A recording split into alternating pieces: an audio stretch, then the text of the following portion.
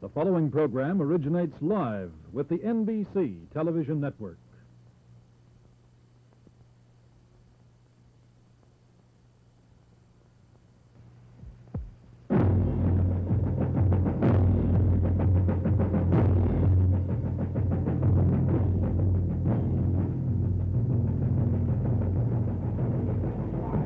NBC Sports presents the 1965 World Series. From Metropolitan Stadium in Bloomington, Minnesota, the Los Angeles Dodgers meeting the Minnesota Twins. Brought to you by the sixth game of this 1965 World Series. To thank you for using their products, Gillette and Chrysler also present for your pleasure the All-Star Baseball game, NCAA football, and the 1966 Rose Bowl game over most of these same NBC stations. This game is authorized under television rights granted by the Commissioner of Baseball, solely for the entertainment of our audience, and any publication, reproduction, or other use of the pictures, descriptions, and accounts of this game without the express written consent of the Commissioner is prohibited. Any commercial or other use of the program, such as by charging admission for its showing, is similarly prohibited unless authorized in writing by the Commissioner. Metropolitan Stadium today, the scene of perfect baseball weather. If you're visiting the stadium for the first time, it is 344 feet to the foul pole in left. In the power alley in left center, 365. To straightaway center field, 430 feet. To the power alley in right center field, it is 365. And to the foul pole in right, 330 feet. The weatherman tells us that by mid-game today, it'll be about 60 degrees as Jim Mudcat Grant starts for the third time in this series, and his mound opponent, the left-hander who has already shut out the Twins one time in the series. Grant, incidentally, has won one and lost one in the series as a starter. In the regular season, won 21 and lost 7. And Jim Grant had this to say about pitching on 2 days' rest. The only thing about pitching with 2 days' rest is sometimes you might be a little sharper. Sometimes you might pitch with 5 days' rest, and you might not have anything at all. The only thing that you are concerned with is have the muscles completely gotten over the soreness. Can you get the bad blood out that you've damaged while you're pitching 6 or 7 innings 2 days before?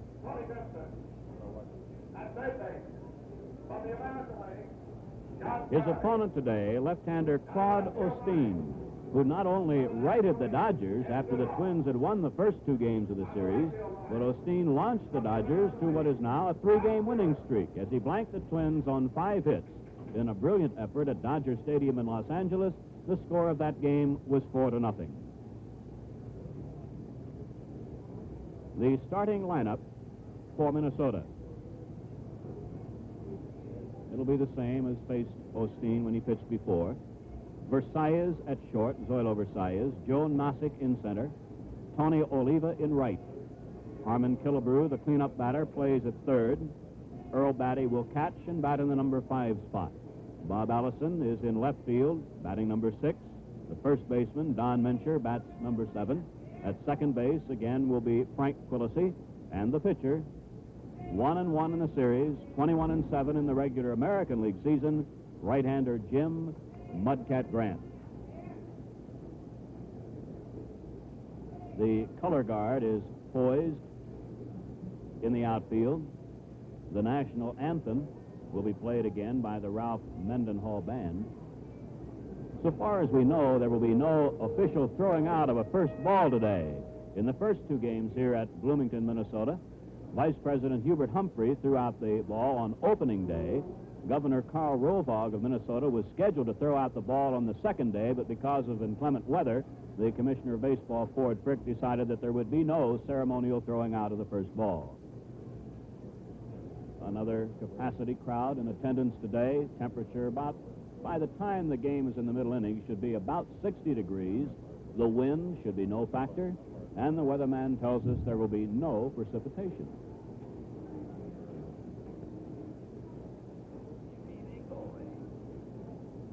umpires are coming out to position at home plate. At the plate today will be Ed Vargo of the National League, manager Sam Mealy, and still not a father for the 5th time. I guess we should add that. Manager Walt Osteen, represented by his captain, brilliant shortstop Maury Wills. Ed Vargo at home plate, Ed Hurley of the American League at first, Tony Benson of the National League at second, John Flaherty of the American League at third, and on the foul lines will be Ed Sudol down the left field line of the National League, and Bob Stewart of the American League will be down the right field line. This 6th game of the 1965 World Series is being brought to you from Metropolitan Stadium in Bloomington, Minnesota. Here now, the voice of the Los Angeles Dodgers to take you from now through the first half of this ball game, Vin Scully. Thank you, Ray, and hi, everybody. John Kennedy in the windbreaker walking the length of the Dodger dugout, the exchange of batting cards, and here are the names on the Dodger card. Wills leading off at shortstop. Gilliam hitting second at third base. Willie Davis in center field batting third. Ron Fairley in the cleanup spot against a right-hander. Lou Johnson in left field. Wes Parker at first base. John Roseborough behind the plate. Dick Trasuski at second base. Jimmy Lefevre still unable to come back to the starting lineup. And Claude Osteen, the pitcher. The Marine Corps color guard out on the grass behind second base. The umpires have taken their positions, and we're not sure whether the Twins will take the field prior to the anthem or not. So there's a lull in the proceedings here at Metropolitan Stadium. It is a beautiful day in Minnesota. The temperature right now, 54 degrees, just about a zephyr to call the wind at 5 miles an hour out of the south. The crowds at Metropolitan Stadium for the first game, they had 47,797. The second game, they had 48,700. And I'm sure the crowd would be right around those figures again today. Just to refresh your memory, here are the scores of the series. In the first game, of course, Minnesota 8, the Dodgers 2. Grant the winner, Drysdale the loser. Second game, Minnesota 5, the Dodgers 1. Cott the winner, Koufax the loser. In the third game, the Dodgers 4, Minnesota nothing. Osteen the winner, Pasquale the loser. In the fourth game, 7-2 Dodgers, Drysdale over Grant. In the fifth game, 7-0 Dodgers, Koufax over Cott. And now the crowd standing for our national anthem.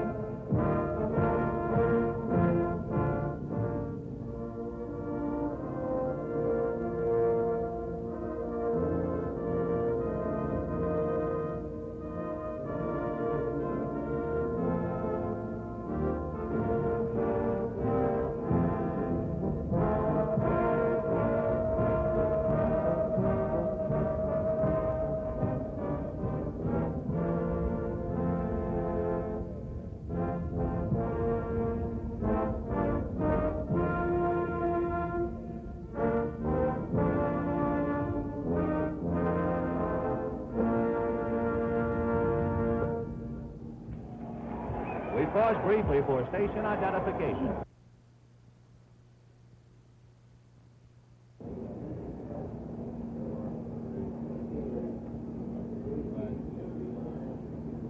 Both clubs might very well check history and be comforted by it. When the Dodgers lost the first two games of the series, they knew that other clubs, notably the Brooklyn Dodgers of 55, had lost the first two games of the series and still won.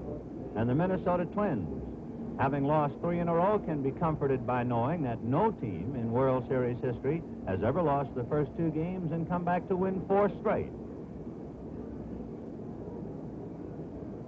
Waiting for the Twins to take the field, the Marine Corps color guard just now leaving through the exit gate in right center.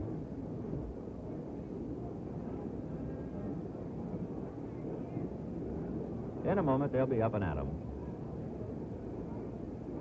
The sixth game of the World Series with Jim Grant and Claude Osteen. Grant working on 2 days' rest. And now Minnesota takes the field.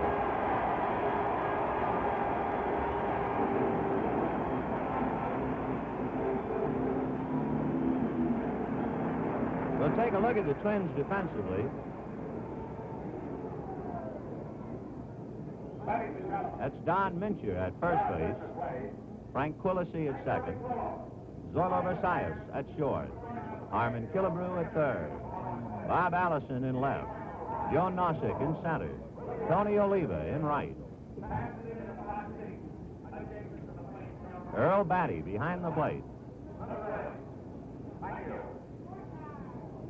And Jim Grant making the long walk in from the bullpen, protecting his right arm. Danny Ozark coaching at first. Preston Gomez at third for the Dodgers. Both starting pitchers warmed up in the bullpen. They are both now heading towards the infield. Grant to the mound and Osteen towards the dugout. It is interesting to note that as Grant makes his way to the mound, the Twins' bullpen is busy. And down in the Minnesota bullpen is left-handed Jimmy Merritt. So Grant received the simple instructions from Sam Mealy, who said succinctly, throw as hard as you can for as long as you can. And Jim Merritt is backing him up in the bullpen. What are the Dodgers' thoughts prior to the sixth game of the World Series? Well, here's what the captain said, Maury Wills. Our club's mentally is up for this game. We're confident that we can win it now. We only have to take 1 out of 2. And we just feel great, and we're not overconfident. I don't think we'll be swinging for the fences here in Minneapolis. We'll be trying to play our regular game like we played back in Los Angeles. Maury Wills, Jim Gilliam, and Willie Davis leading it off against Mudcat Grant. Wills, top hitter in the series. He has the most hits, 10. For the Los Angeles Dodgers, ready now, number 30, shortstop, Maury Wills.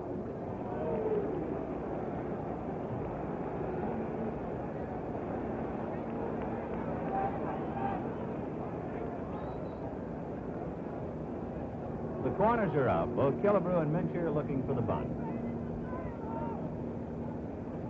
Wills, 10 hits and 22 at-bats, and he's picked up 3 RBIs in the series. And Jim Grant, ready to go to work. He's 1-1 in the series. Fouled away. Back at the Dodger dugout in the crowd. 0-1. And that baseball, oddly enough, landed in amongst the Dodger wives.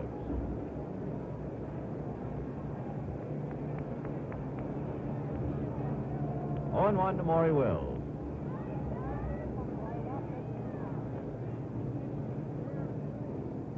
Breaking ball fouled away. 0-2. So the fastball and the curve, and Wills in a hole. 0-2. To repeat, left-hander Jim Merritt is loosening up in the bullpen for the Twins, just in case.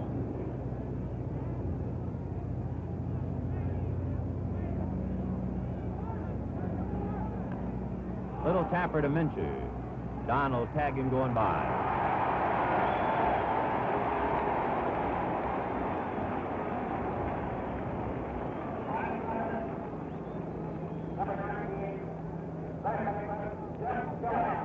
Here's third baseman Jim Gilliam. He has 4 hits in the series.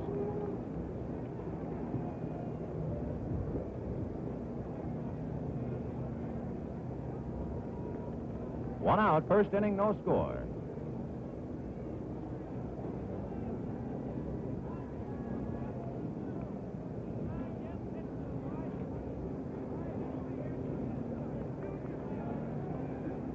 Fastball fouled away.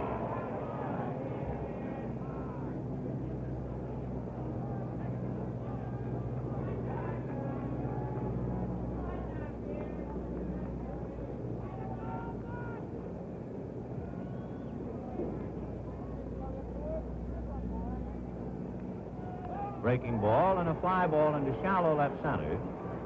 Bob Allison is calling.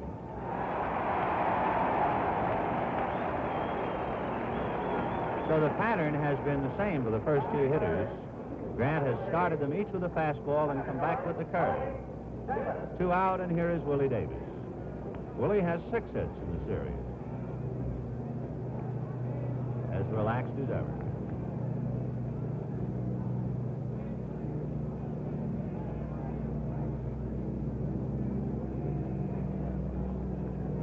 Killebrew in on the grass, but Mincher is back.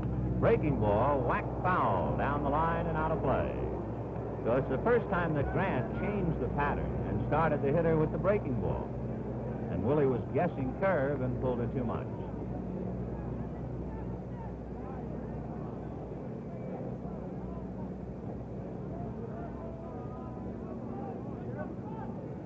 Another curve, hit the straightaway center. Nossick is there. That'll do it. So the Dodgers are out in order, and at the end of the first half inning, the Dodgers nothing, the Twins coming up.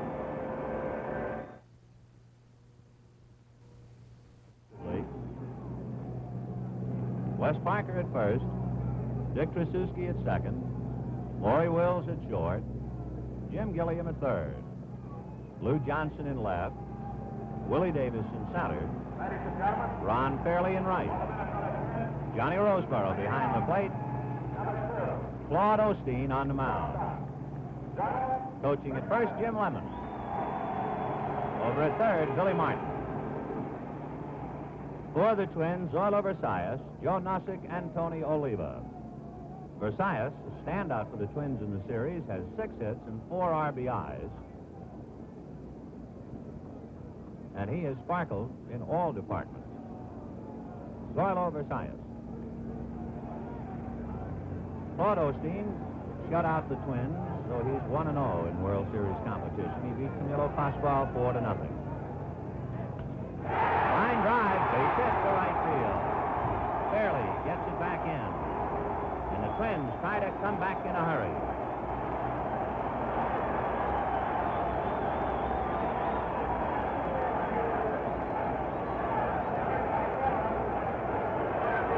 Center fielder Joe Nossick with 4 hits. So Versailles, always a threat to go. Held on by Parker. And Gilliam up inside the bag at third.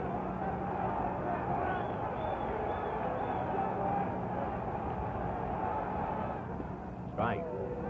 Claude Osteen, as the fates would have it, won his first major league game here at Metropolitan Stadium in Bloomington. It was as a member of the Washington Senators. It was in the tail end of the 1961 season.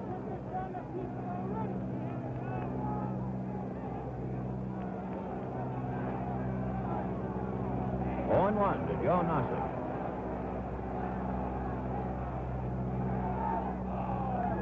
Watching Versailles.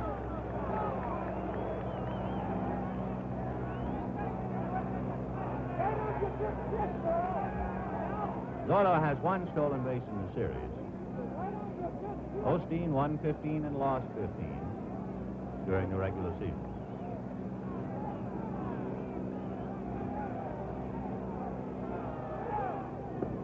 One and one.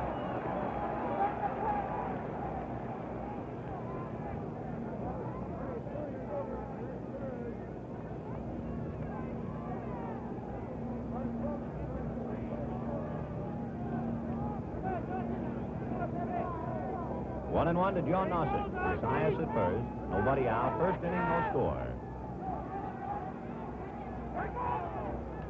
Ground ball backhanded by Osteen. To Wills, they get 1. To Parker, double play. And that is the 6th double play turned in by the Dodgers against the Twins. What is Claude Osteen's game plan and his pitching philosophy today? Here's what he said before the game.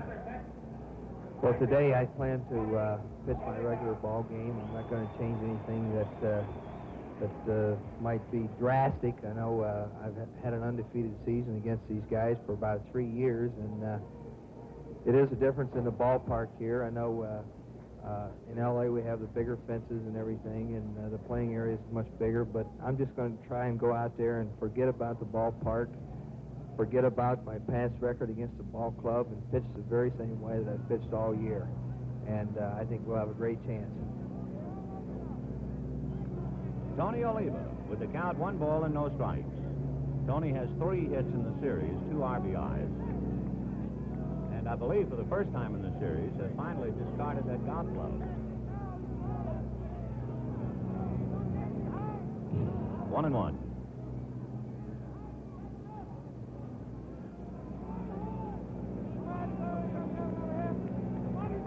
Two out, first inning, no score. 6th game of the World Series. The Dodgers have won 3, the Twins have won 2.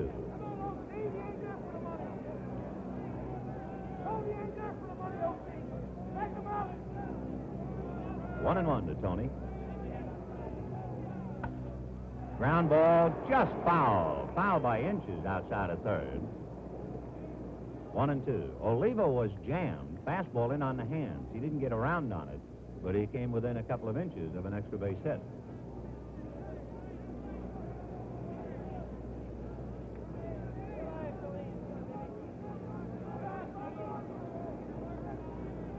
Claude Osteen, who more or less was in the shadow of Koufax and Drysdale all year, trying to do something they could not do. Beat the Twins twice. All the way to the backstop. 2-2.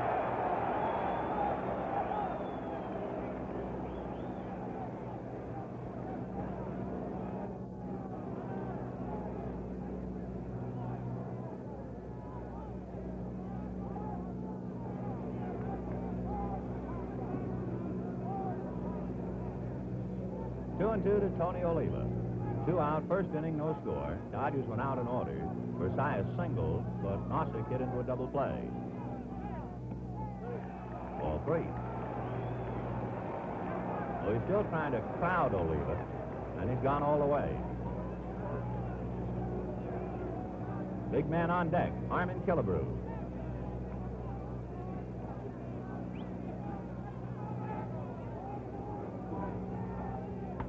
Ground ball to the hole, base hit. So for Tony Oliva, his 4th hit of the series, the Twins' 2nd hit in the first inning, and here is Harmon Killebrew.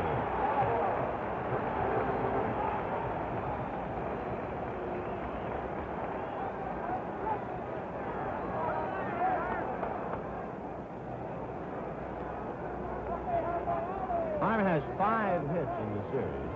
2 runs batted in. One of the 2, of course, on a home run.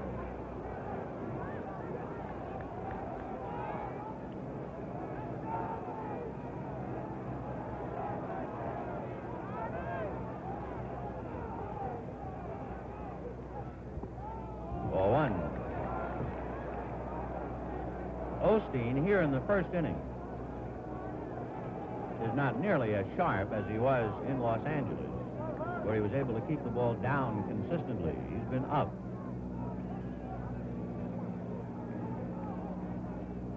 Ball 2. He's fighting control.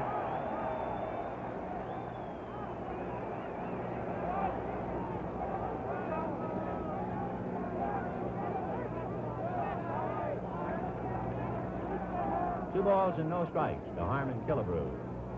Tony Oliva at first base is a threat to go in the sense that he has stolen 19 bases, but with 2 out, you wonder if the Twins would let him run and perhaps deprive Killebrew of a chance to swing. Strike. Fastball at the knees, 2-1.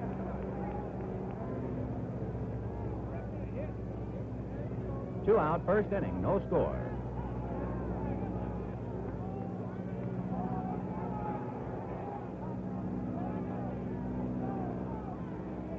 Ground ball to Gilliam, big hop. He goes the short way to Tracewski. No runs, 2 hits, a man left. And the score at the end of 1 inning of play, the Dodgers nothing, the Twins nothing. We're waiting for the battery of Grant and Batty to get out there, and while we have a chance, just a reminder, we take so many good things in life for granted. You know, baseball's place in the American sports scene is unique in many ways. No other sport spends anywhere near as much money in helping the youth of America enjoy the benefits of playing its game. And through the various clubs, the offices of the 2 leagues, and the commissioner, Over $500,000 is expended on local and national youth programs in the course of a single year. And today, there are over 400 professional players attending college on scholarships provided by their respective teams.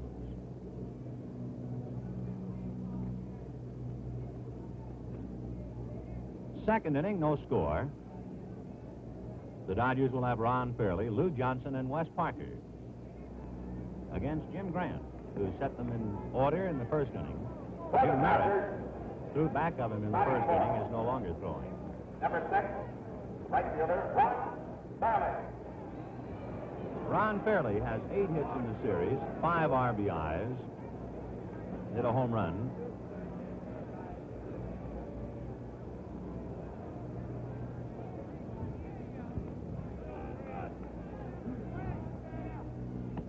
Ball 1, breaking ball.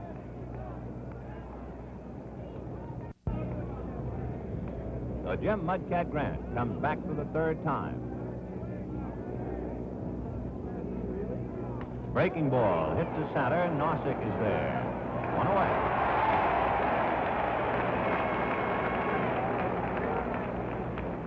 Batting fifth, number 41. Lou Johnson with 1 out in the second inning, no score. Lou has 6 hits, 3 RBIs. Little human interest story. Before the game, he had a baseball which had been hit by Harmon Killebrew in Dodger Stadium, and with 55,000 people there, Lou Johnson's son caught Killebrew's ball. Ball 1. And Lou was ordered by his son to get Harmon Killebrew's autograph on the ball, which he did before the game. Breaking ball over. 1-1. One out, second inning, no score. Nice breaking ball. Jim Grant throwing all curveballs to Lou Johnson. 1-2 to count. Fastball hit off the fist's little foul, and Mincher gloves it. So after looking at so many off-speed curveballs, Grant then jammed Johnson with the fastball. 2 out, and here is Wes Parker. Wes has 5 hits in the series, a run batted in.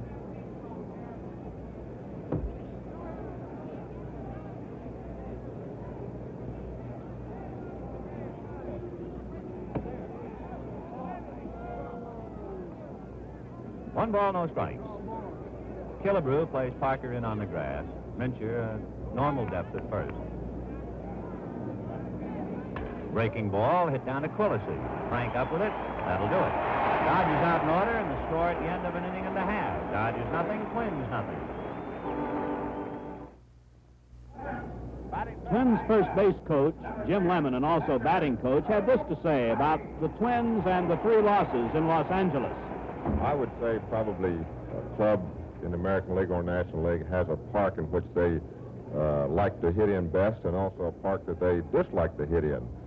I think our ball club, player for player, would say that we do not like to hit in Dodger Stadium, and has proved that we didn't do it all year against the Angels.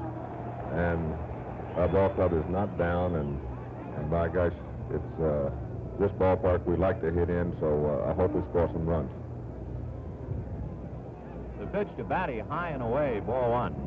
1-0 to Earl. On the corner. Batty has 2 hits in the series, 2 RBIs. His sore neck has improved considerably, although he is still having some trouble with his voice. Ball 2. Batty, Allison, and Mincher, the way the Twins stack up here in the second inning, no score.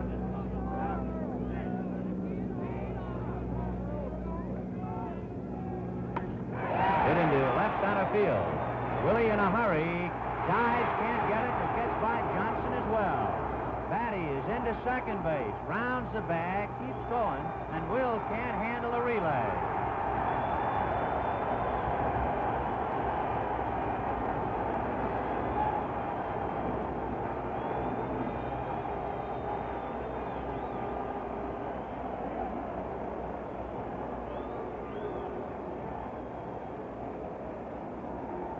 Earl Batty had 2 triples during the regular season. Here's another one. The big play was got by Johnson.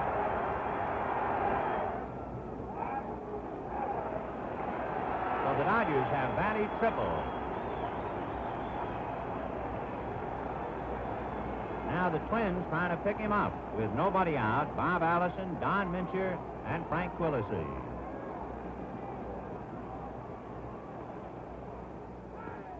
Strike. Osteen has not looked sharp at all. He has been high and away. He has been missing. And the Dodgers now have Howie Reed loosening up in the bullpen.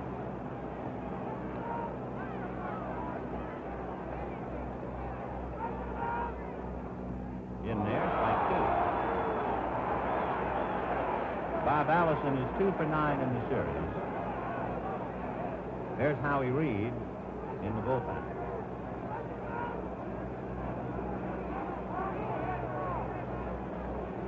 The infield is halfway up right now with nobody out. 1-2.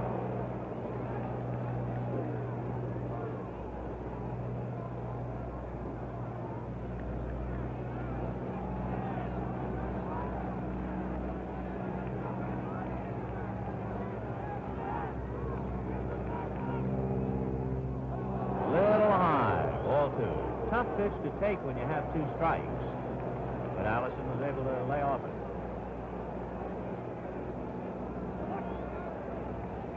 Two and 2 to Big Bob. Former fullback at Kansas.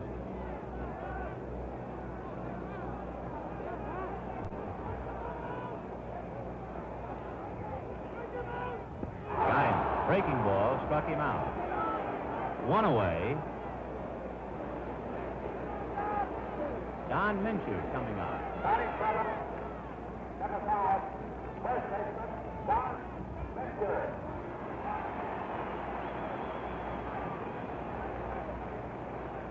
Don Mincher has 3 hits in the series, a run batted in, a towering home run against Drysdale in the first game. The infield up on the left side, but Wills now goes to halfway. Batty at third. 1 out. No score, second inning. Roseboro wants to talk to Osteen, and I also believe Pasuski.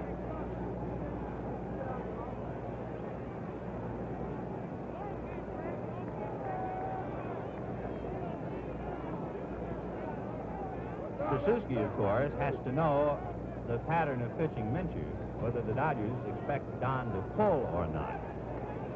And the way Pasuski is playing second base, you figure that Osteen will try to keep the ball away.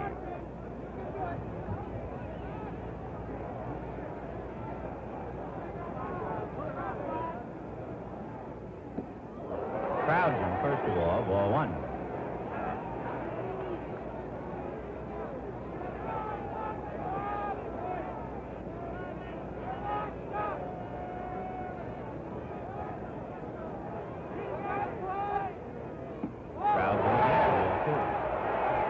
Is playing way off to his right as far as the hole on the right side of the infield is concerned. Yet all of the pitches, 2 of them to Mincher, have been well in on the fists. Pasuski shading him up the middle.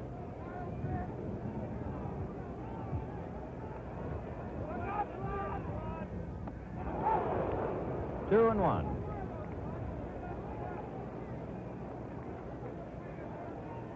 Osteen touched up for a triple by Earl Batty.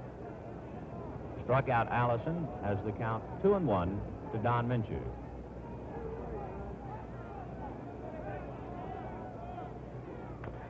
Ground ball, foul. 2-2. Earl Batty at third. Willie Davis tried to make the diving catch and missed, and then the ball eluded the backup man, Lou Johnson.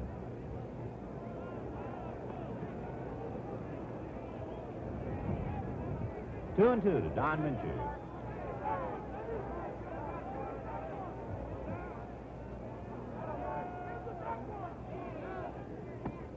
Just outside. So Osteen, after pitching in tight to Mincher, tried to get the outside corner and missed. 3-2.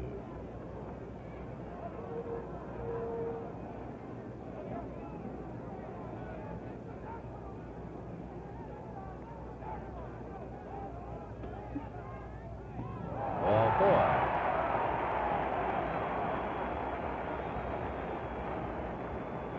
So Mincher trots to first. Batty holds at third, and Frank Quillisi coming up. Second baseman, Frank Quillisi. Quillisi has 3 hits, 1 RBI.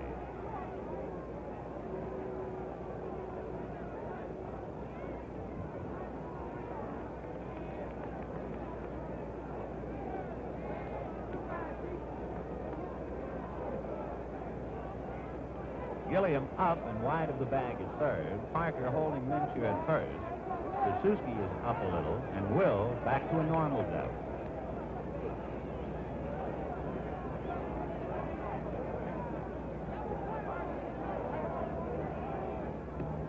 Ball 1. On deck, pitcher Jim Grant. No score. The Twins threatening here in the second inning. 1 out, runners at first and third.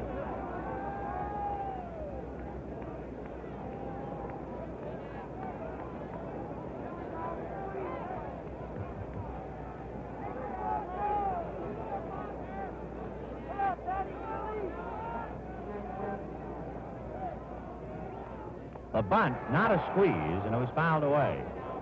What Quillisi was doing was bunting for a hit and trying to get Mincher over. Batty was not coming down from third. Earl anchored at the bag. So Quillisi just trying to get aboard. Mincher at first.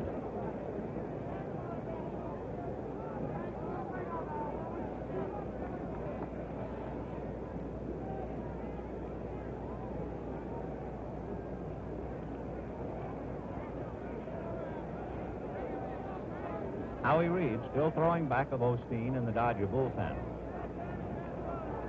1-1 to Frank Quillisi.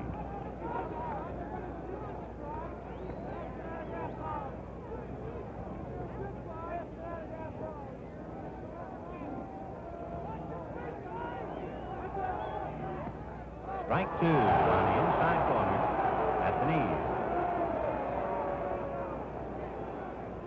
Osteen had 2 strikes on Allison and struck him out. 2 strikes on Mincher, but walked him. And comes right back with 2 strikes on Quillisi.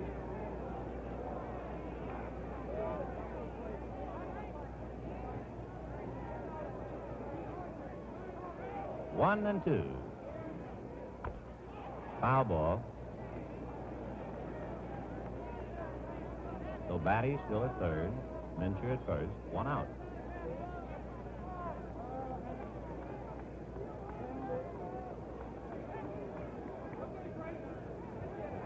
No score, second inning.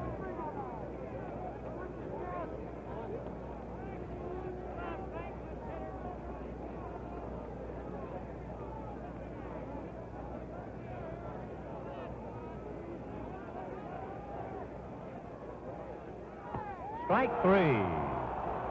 So Frank Quillisi is caught looking. Second strikeout for Osteen. 2 down, runners at first and third, and Mudcat Grant coming out. Number 33, pitcher Jim Grant.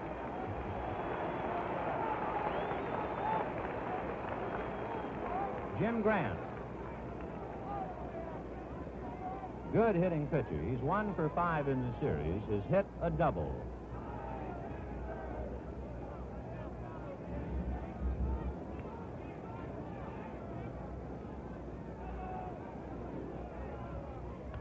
Fouled away. 0-1 to Jim Grant.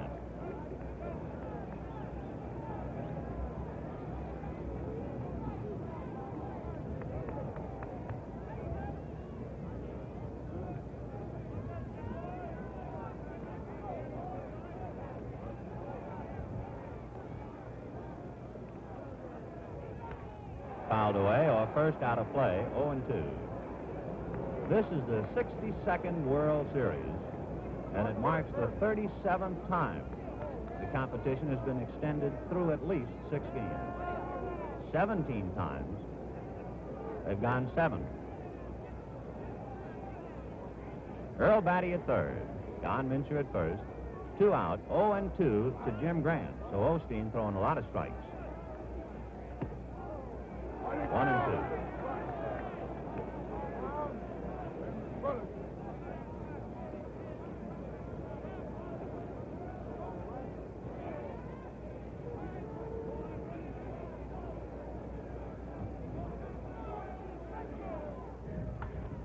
Mile-high pop fly. Wills back at Gilliam. Morey calling. That'll do it. No runs, a hit. The Twins leave 2. And at the end of 2 innings of play, the Dodgers nothing, the Twins nothing.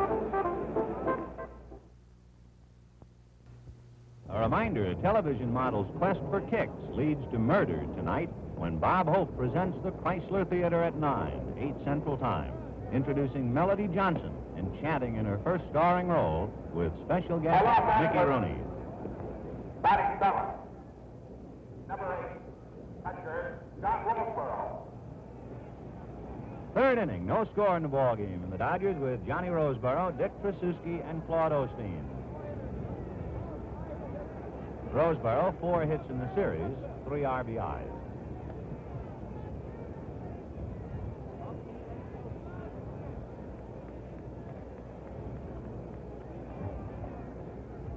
Breaking ball, popped up. Harmon Killebrew. Drops it. Well, it's one of those things.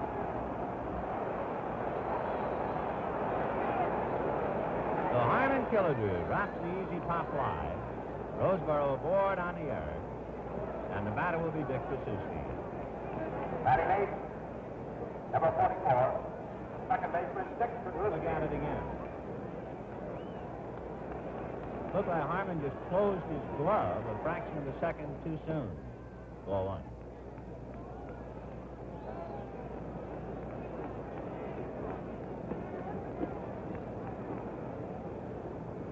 For the Twins, their 4th error of the series, the Dodgers have committed 5. Fastball, ball 2.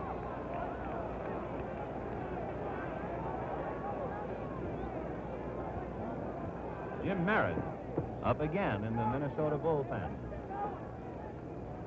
Grant threw a lot of curveballs in the first 2 innings. Now 2 fastballs to Tracewski. And another, ball 3.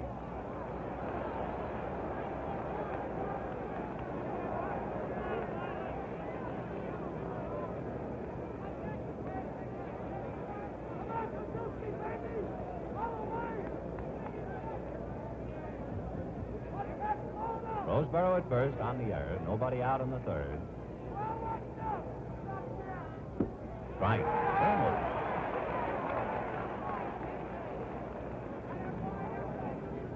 Here's Roseborough, held on by Mincher.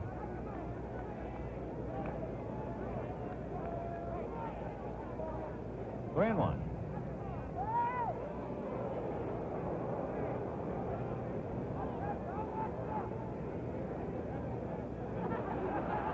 Jim Grant bobbing and weaving out there, trying to hold Roseborough.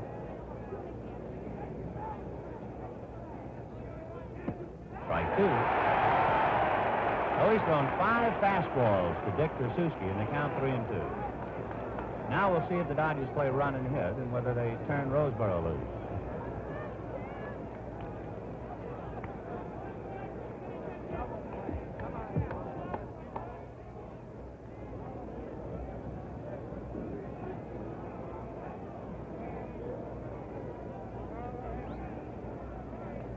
Full count, nobody out. Roseborough goes. Pitch is strike 3. The throw down, they double him easily.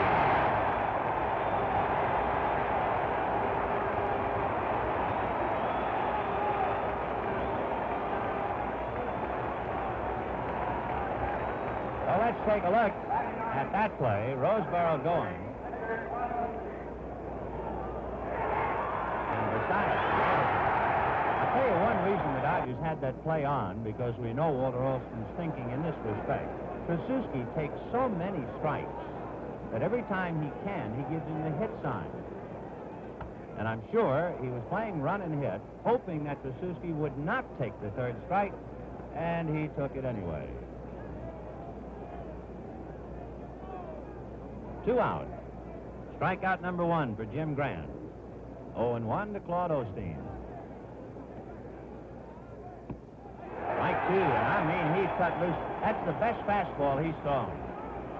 That one had a little something on it. 0-2. Fly ball into left field. Allison there. That's it. No runs, no hits, an error, nobody left. And at the end of 2.5 innings, the Dodgers nothing, the Twins nothing. 1965 World Series game is being brought to you live and in color exclusively on NBC. Bottom of the third, and the Twins come up with Zoilo Versailles, Joe Nossick, and Tony Oliva. Versailles singles sharply to right field in the first inning for his 7th hit in the series. He has enjoyed a fine series. The Twins, no runs, 3 hits. The Dodgers, no runs, no hits. 4-1.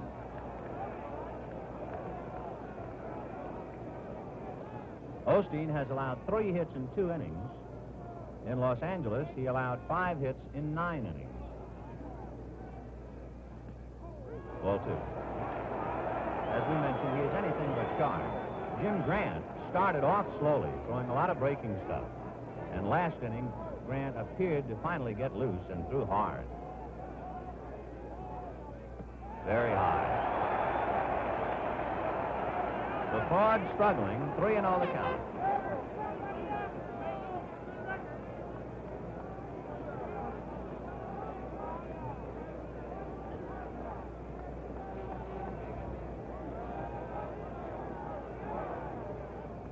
On the clock.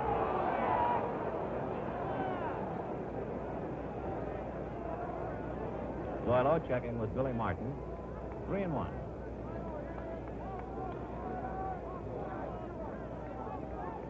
Walter Olson watching his brood. Drive to left, but hooking down the line, foul and out of play.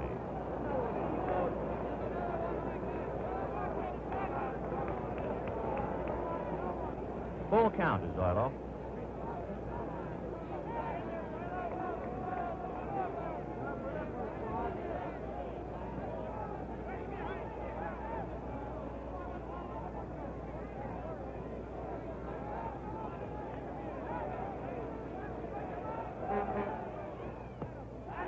Just missed, and Osteen comes down off the mound. Ball 4.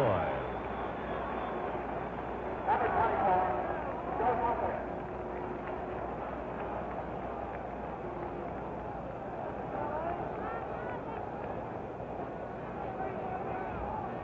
So Versailles, who singled in the first inning, now walks, and the batter is Joe Nossick, who hit into a double play by way of the mound. Time call for a moment. The left field foul line umpire motioning to some fans in left center, and whatever it is, it's straightened away. It's National League umpire Eddie Sudol.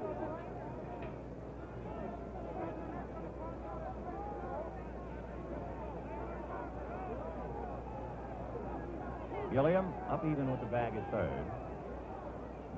A pitch out, and he almost threw it away. So Versailles at first base, and Osteen almost wild pitched him.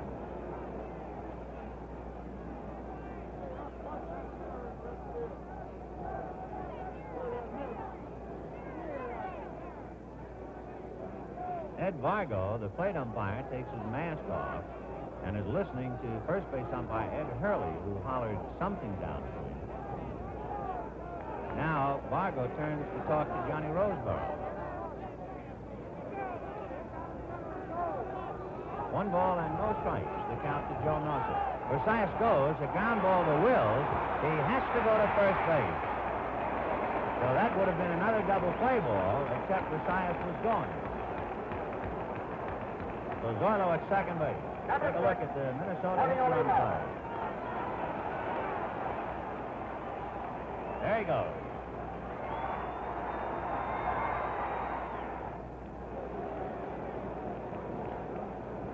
So the Twins move Zoilo over to second base, and with one out, Tony Oliva and Harmon Killebrew back to back. Oliva single to left in the first inning, grounding one through the hole. No score in the third.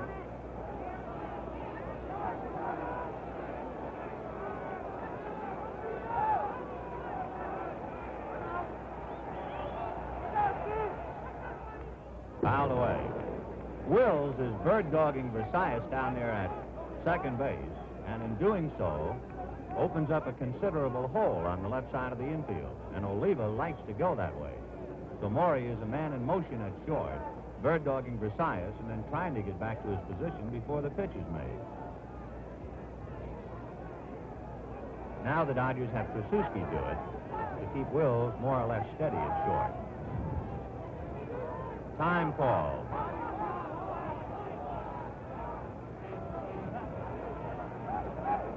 Osteen in trouble in each of the first three innings.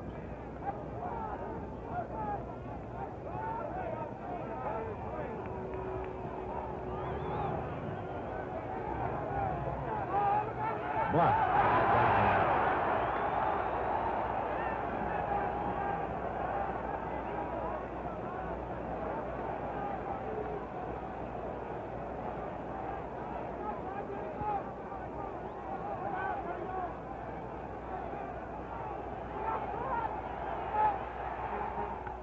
Little ground ball to Gilliam. He holds Versailles, throws Oliva out.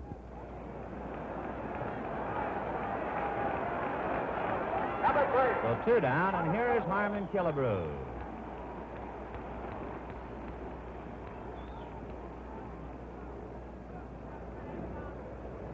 Harmon embarrassed by dropping the little pop fly, but it was wiped out immediately when Roseboro was nailed after Trasuski struck out. Killebrew, as a batter, hit into a force play in the first inning.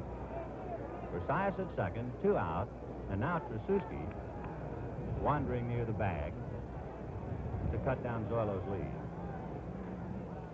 Gilliam deep at third. Strike. It's a modified shift. They play Killebrew to pull so much the second baseman fills up the middle. There you see it.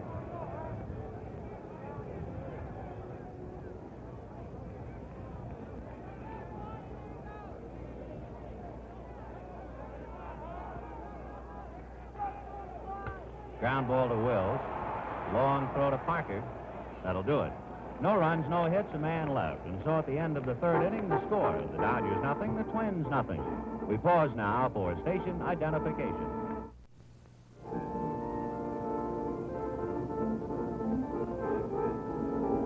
Friends, reminder about this great game of ours. With America's population growing, baseball attendance grows at an even faster rate.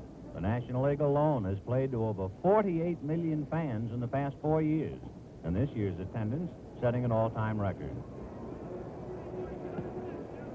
The Commissioner of Baseball and the American and National Leagues want to take this opportunity to thank the millions of fans who have made this success possible.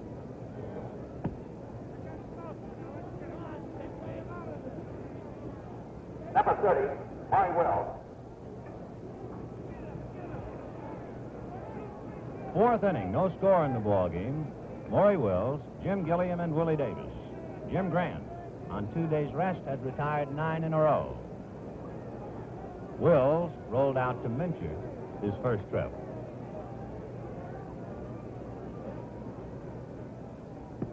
Fastball.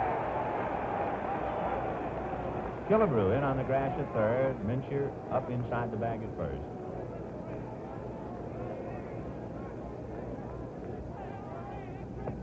One and one. But Grant right now must be happy with his fastball. He's really staying with it. In the second inning, he threw nothing but curves.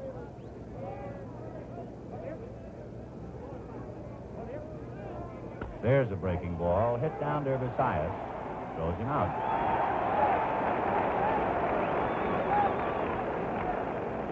So all Jim Grant has done is retired 10 straight.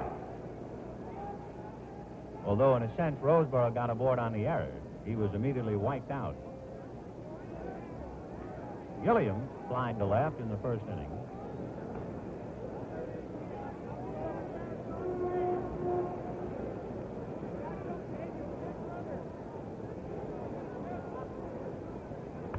Fouled away. It's interesting to note that so far the Dodgers have not tried to bunt even once, which is perhaps the biggest surprise so far of the day. Hop fly, back of first, Mincher and Quillisi, with Quillisi calling in foul ground. 2 out. Willie Davis coming up. Here were his thoughts prior to the start of the game. Well, the second time around here, the first time we were here, I was, I had a bad day, bad 2 days, you might say, because I was going for the long ball. But this time, I think I'll change it a little bit, just like we changed our style of play in L.A., and just go for the single. He lined out to center in the first inning.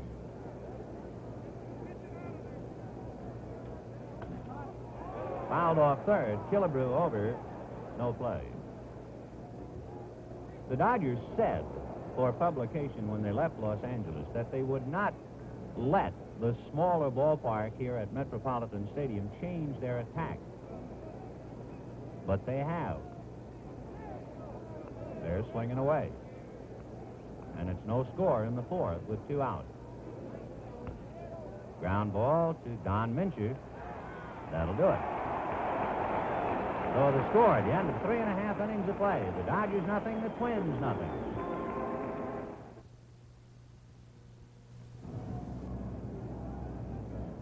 Bottom of the fourth inning, no score, and enjoying this beautiful Minnesota weather and the 6th game of the World Series, the commissioner of baseball, Ford Frick.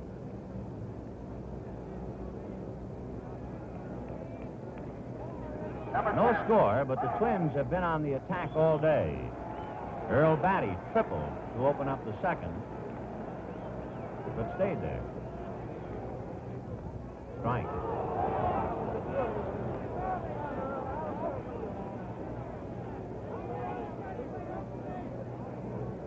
No runs, 3 hits for the Twins. No runs, no hits for the Dodgers. Strike 2. Both pitches, as you saw, down and away.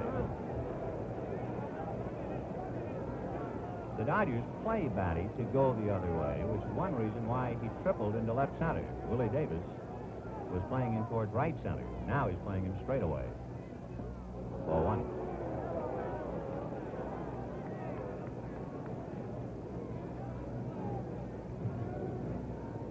Osteen has allowed 2 singles and a triple and walked 2 in 3 innings, but no score.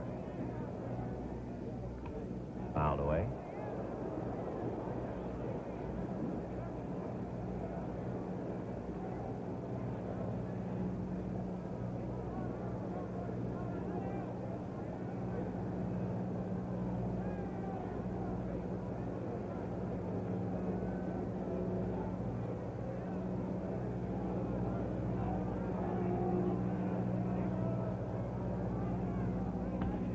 Bouncer to Trasuski. Bad hop.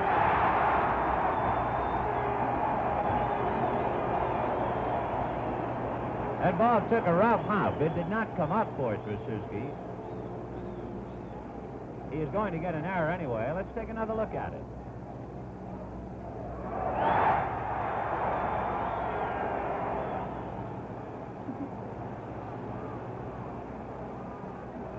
So Trasuski an error. Error on each side. And here's Bob Allison, who struck out in the second inning.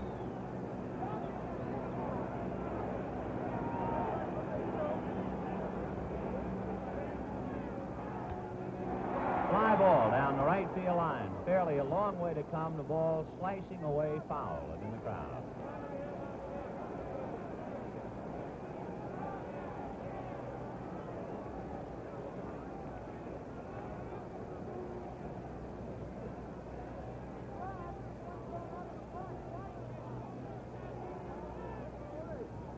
Billy Martin,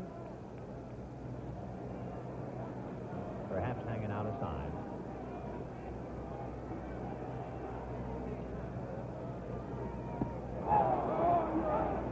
Oh, and 2.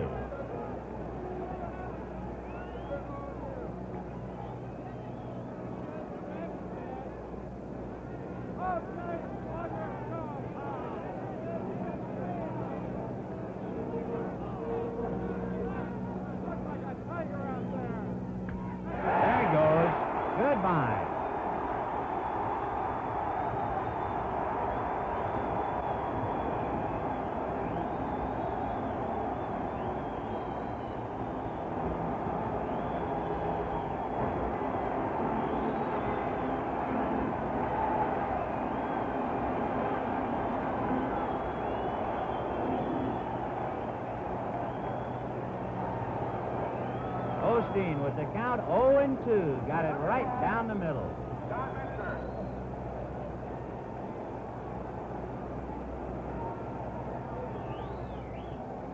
So the Twins on an error and a home run are leading 2-0. And the batter is Don Minshew. 4-1. Only once in the 5 preceding games did the club scoring first not win. Only once. That's when Fairley homered, and then Minshew homered to tie, and the Twins went on to win. Right, 1-1. So Osteen got 2 pitches down and away for strikes, and then got one right down the middle. Howie Reed loosening up again in the Dodger bullpen. Ground ball to Suzuki. Juggle, picks it up, throws, gets him.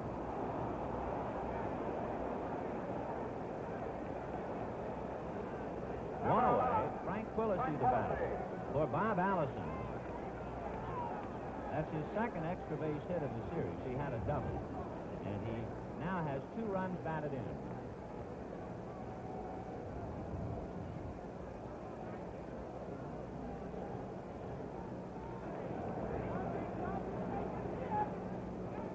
Ball 1. Quillisi struck out in the second inning. 2 runs, 4 hits for the Twins. No runs, no hits for the Dodgers in the 4th. Ball 2.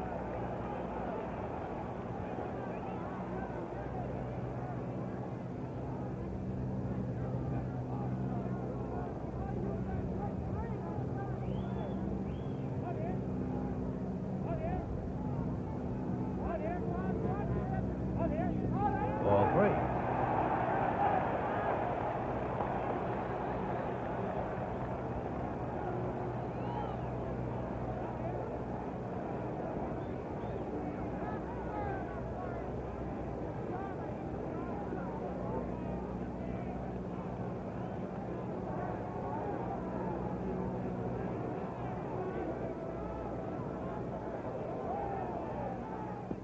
In there, 3-1.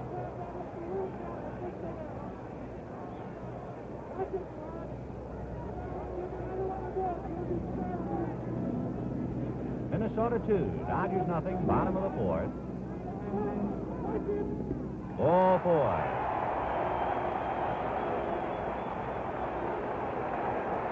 Osteen having a lot of problems, and here comes Walter Alston.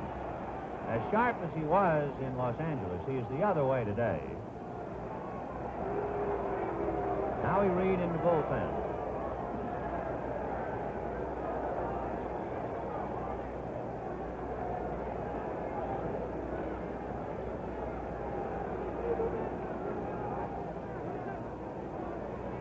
One out, and Jim Grant the pitcher.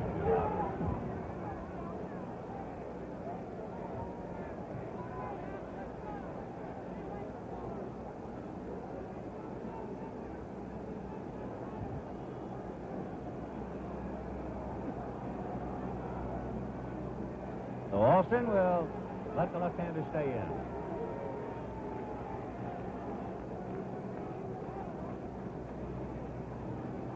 Number 33. And Jim Grant, who has turned in a tremendous 4 innings, gets a round of applause while Howie Reed loosens up in the Dodger bullpen. Jim Grant has allowed 1 man to get aboard, but not of his own doing. Roseboro hit a little pop fly dropped by Killebrew. And he has been humming the ball the last 2 innings of the 4 he's worked.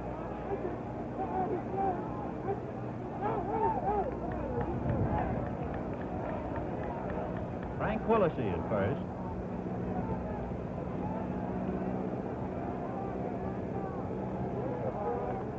Grant, a good hitter, popped out in the second inning. Little hopper to Gillian. He has to go to first base, so that gets the man over.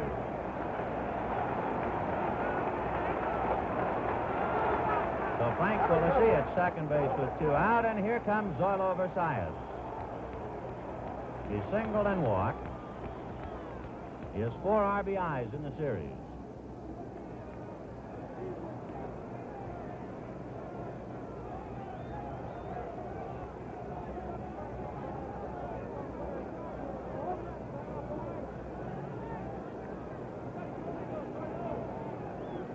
Minnesota 2, trying to get another.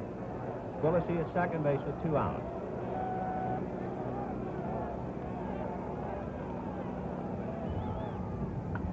High pop fly, Will's calling. That's it. The Twins get 2 runs on 1 hit, an error, and leave 1. And the score at the end of 4 innings of play. Minnesota 2, the Dodgers nothing.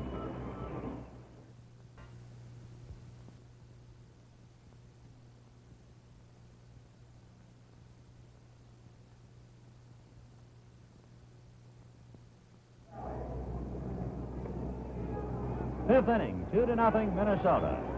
Jim Grant, for 4 innings, has not allowed a hit. He'll pitch to Ron Fairley, Lou Johnson, and Wes Parker. Fastball, fouled away. Fairley lined out to Joe Nossick in the 2nd inning.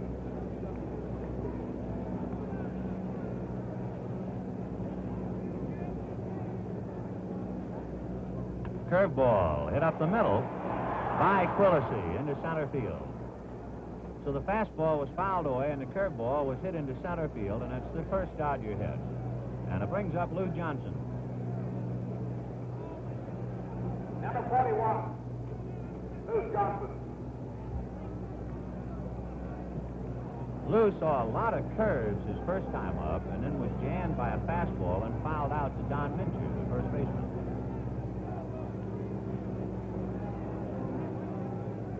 Curveball hit down to third. Killebrew to Quillisi. Back to first, not in time. Fairley rolling Quillisi out of the play at first.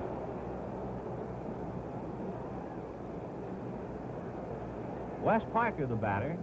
Here are his thoughts about the pressure of a long year. Wes Parker. Well, counting spring training, I guess we've played over 200 ball games now, and we're coming right down to the last game, so I, for one, hope this thing will end today.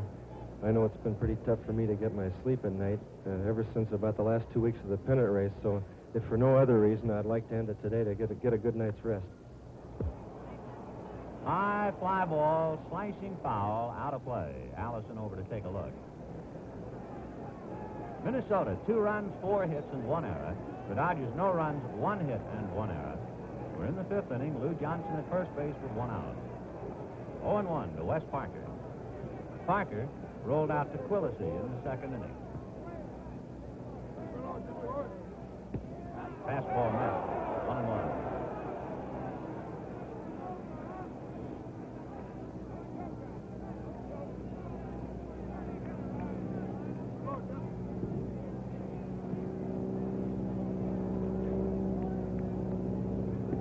Ball 2.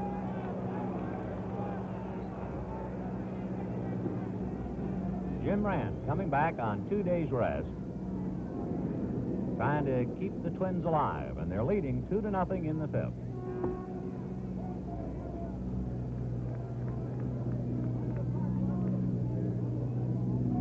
Curve over. 2-2. Grant has excellent control. He's not walked a batter. He's been right on the plate.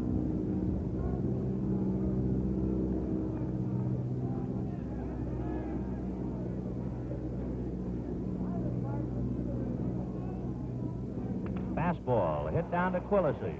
Frank has to go to first. Johnson moving into second base. So with 2 out, Johnny Roseboro the batter. Number 8, John Roseboro.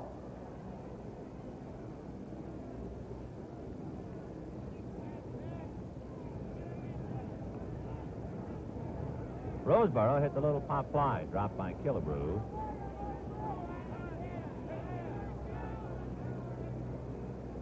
The Twins are watching Grant very closely, and they have Jim Merritt up again. Ball 1. The young left-hander was throwing at the start of the game, again in the 3rd and now in the 5th. but Grant trying to do it himself.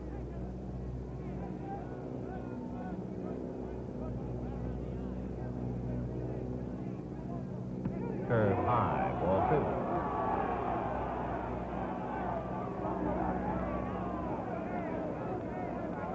2. Minnesota 2, Dodgers nothing, 5th inning, 2 out. That's Lou Johnson at second base.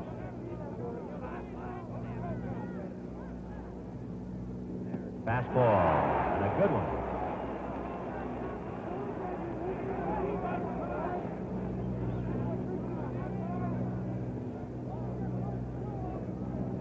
Jim has 1 strikeout. Struck out Trasuski looking on a 3-2 pitch. Fastball, foul back. Lou Johnson at second base.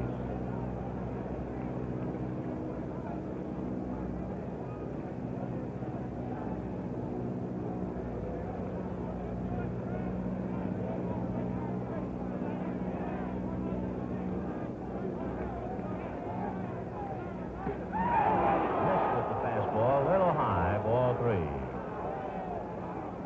Jimmy wanted that one. He was heading for the dugout.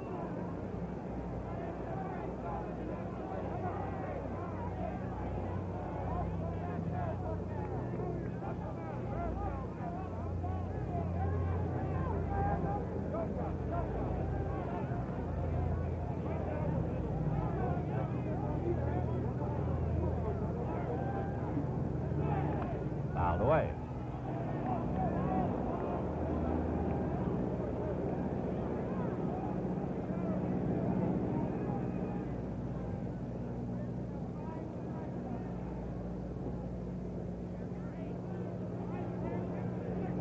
Full count, 2 out, 5th inning, 2-0 Minnesota. Lou Johnson at second base, Dick Trasuski on deck.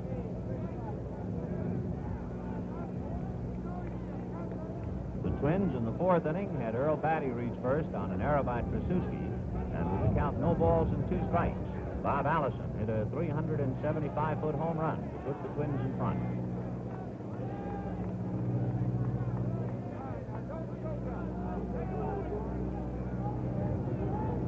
Three and 2. Strike 3 call. Fastball. No runs, a hit, a man left. And the score at the end of 4.5 innings of play. The Twins 2 and the Dodgers nothing. The second half of today's World Series game is brought to you by the Gillette Safety Razor Company. The total's up to here for the Twins, 2 runs, 4 hits, 1 error, they've left 5. The Dodgers, no runs, 1 hit, 1 error, they have left 1.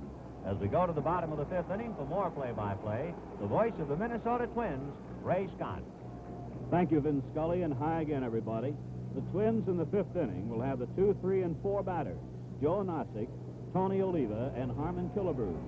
Against left-hander Claude Osteen, Nosick is grounded into a double play, thrown out by the shortstop. Foul back out of play for strike 1. The Twins have posed at least a mild threat in every inning. In the 1st inning, had 2 singles but failed to score as the Dodgers came up with a double play. Had a runner at 3rd with no outs in the 2nd, Batty with a triple and failed to score. Didn't get the curve that time, strike 2. In the same 2nd inning, Twin runners at 1st and 3rd with 1 out and did not score. In the 3rd inning, Versailles is at 2nd with 1 away, and Claude Osteen again pitched out of trouble. But in the 4th, as Vin told you, after the error on Batty's grounder, Allison's homer, and the Twins lead 2-0. Low this time to Nosick, ball 1, strike 2. The Twins have already left 5 on base.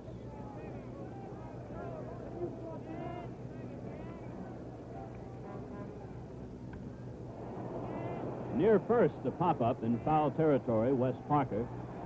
1 away. This 1965 World Series game is being brought to you live and in color exclusively on NBC. The batter is Tony Oliva. Single to left in the 1st inning for his 4th World Series hit, grounded out 3rd to 1st in the 3rd.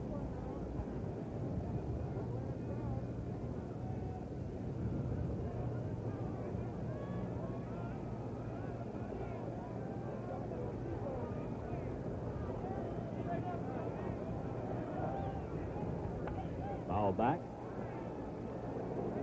Osteen has allowed but one earned run to the Twins in 13 1/3 innings of World Series pitching.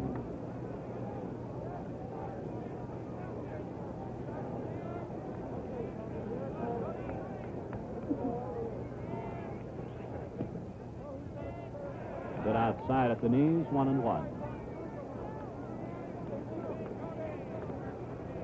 Dodger pitching has been so exceptional that when the Twins scored in the 4th inning, it was their first score after 16 1/3 scoreless innings.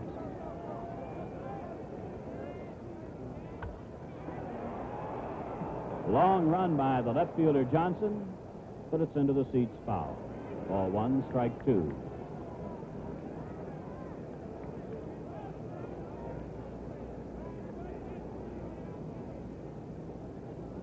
At the moment, both bullpens are quiet. That's Harmon Killebrew in the background in the on-deck circle.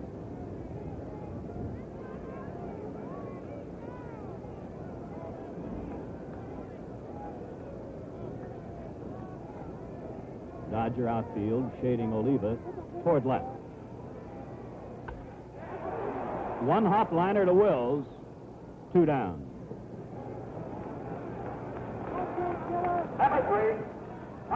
Here's Harmon Killebrew, hitless and 2 at bats.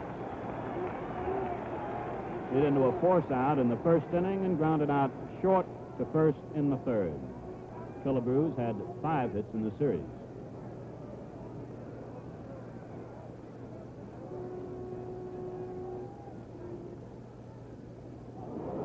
Didn't get the breaking ball.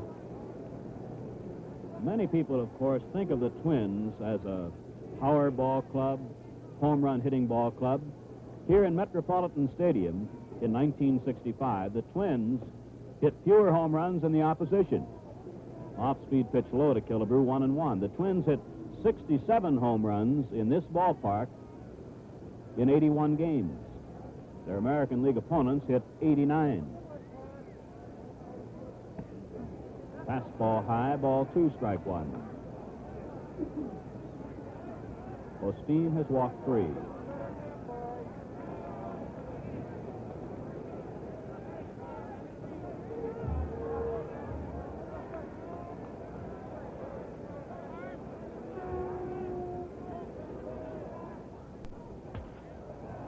The second baseman, Krasuski. Osteen has his first 1-2-3 inning, and so at the end of the 5th inning, the score, Minnesota 2, the Dodgers nothing. Secret agents Robert Culp and Bill Cosby find themselves targets for the Blue Dragon Society, a sort of Oriental mafia, but twice as deadly, on I Spy, tonight at 10, 9 Central Time. In the Dodgers' 6th inning, Dick Krasuski, the second baseman and number 8 batter. Then the pitching spot. We say pitching spot because right now we have noticed the Dodgers have a right-hander throwing again in the bullpen. And then the leadoff batter and shortstop, Maury Wills. 2-0, the Twins lead, start of the 6th. Fouled away. Krasuski called out on strikes in the 3rd inning.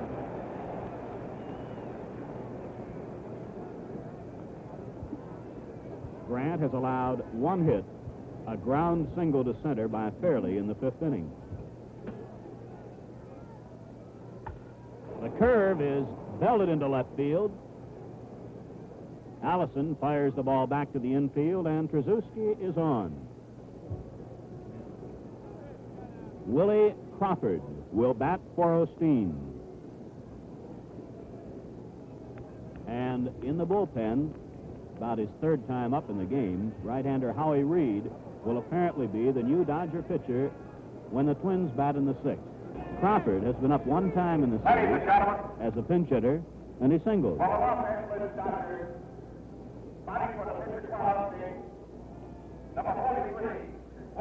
Willie Crawford. So Osteen will depart after working 5 innings and allowing 2 runs, 1 of them earned. Twins have Killebrew in a half step at 3rd. Fastball for a strike.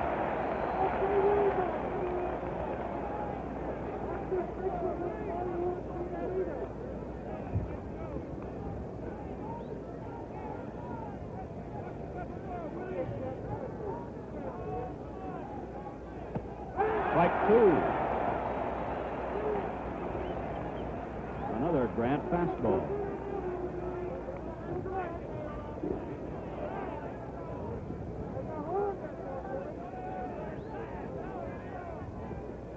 The Twins have yet to come up with a double play in the series. Fastball just inside, ball 1, strike 2.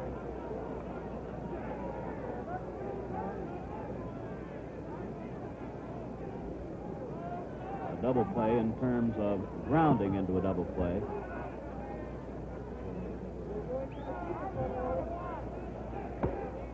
Ball 2, 2-2.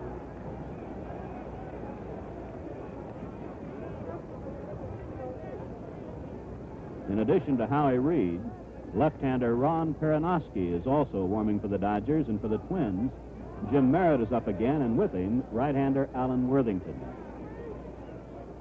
Ball 2, strike 2, pinch hitter Willie Crawford.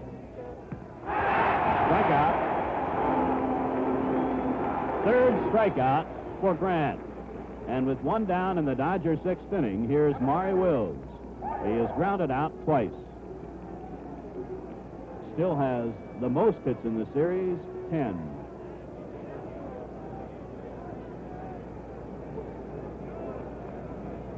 Killebrew will again move in tight at third. Quillisi, the second baseman, well up. Versailles is a bit more than halfway, and Mincher, of course, holds with a runner. Foul back. I think Wills wanted to go to left field with that one. Strike 1.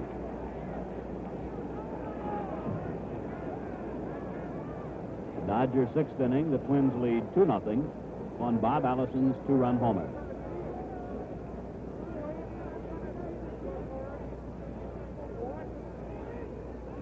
Time call.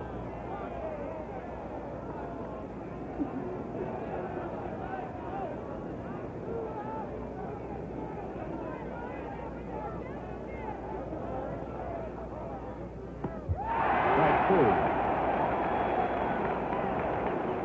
Grant today on occasion has thrown some of the best fastballs I've ever seen him throw. A 2-strike count on Wills. Krasuski on first. 1 out. Base hit to center. Krasuski stops at second. So Wills has his 11th hit of the series. And the Dodgers have their first big threat of the game, with 2 on and only 1 out, and the batter, Jim Gilliam. Wills right now within 1 of equaling Twin coach Billy Martin's record of most hits in a 6-game World Series. Martin had 12. Gilliam has flied to left and fouled out to the second baseman.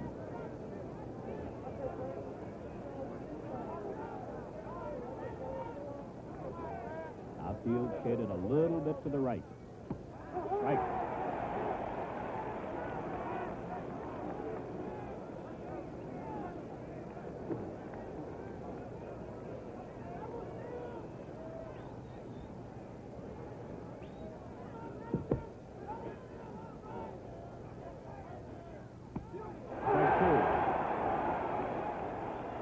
Turned that one over a couple of times. Just a little spin on that one.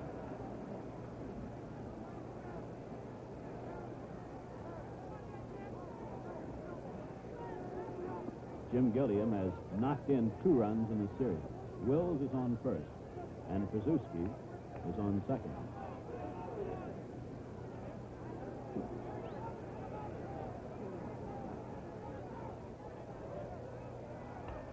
Pop up. Versailles is back. Allison on. The shortstop calls. Infield fly. 2 down.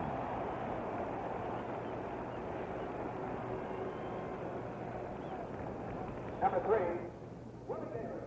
So Grant not bothering to waste any pitches with 2 strikes on the batter. Just concentrating on throwing strikes. Here's Willie Davis. Line to center and grounded out to the first baseman unassisted. There are 2 Dodger base runners, Krasuski at second, Wills on first, 2 out. 6th inning, Twins leading 2-0.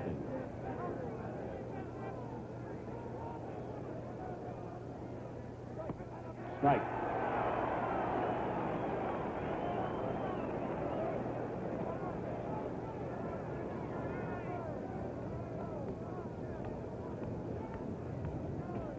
Grant, in 19 2/3 innings of World Series pitching, has walked only 2.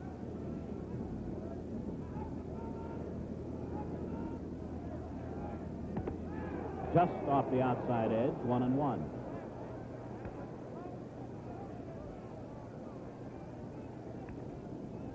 Right side of the infield deep. Nosick, the center fielder, perhaps 2 steps toward right.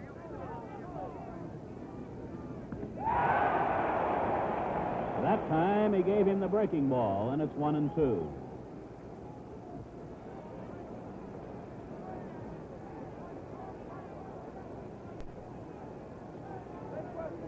Davis, 6 hits in the series.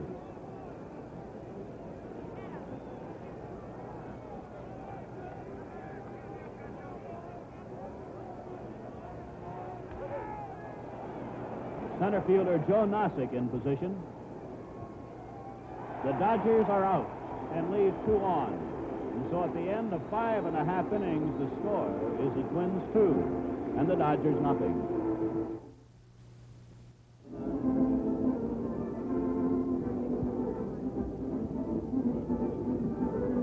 Before the start of today's game, Twins catcher Earl Batty was asked if the Twins were down as a result of losing 3 in a row in Los Angeles.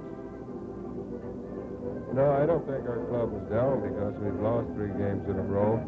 All year we've been fighting back after losing a couple of games, and the ball club has been playing pretty good under pressure. And I think being back in our own ballpark is bound to help us.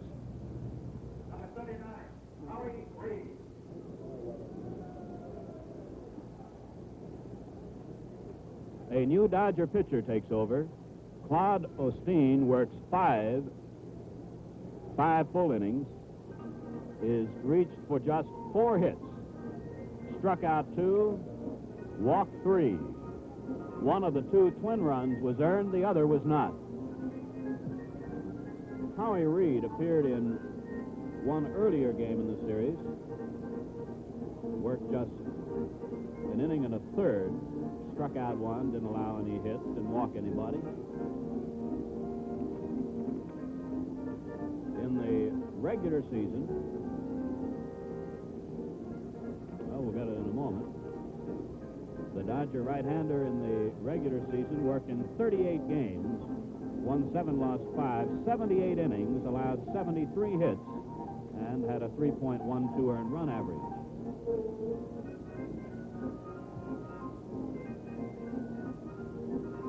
As Reed warms up, we remind you that this 1965 World Series game is being brought to you live and in color, exclusively on NBC. For the Twins, Earl Batty, Bob Allison, and Don Mincher are scheduled to face Howie Reed as the Twins lead 2-0. Batty tripled in the second to lead off that inning, but was stranded. Safe on an error in the 4th inning and scored on Allison's follow-up homer. Strike. Looks like Reed's slider on the outside corner.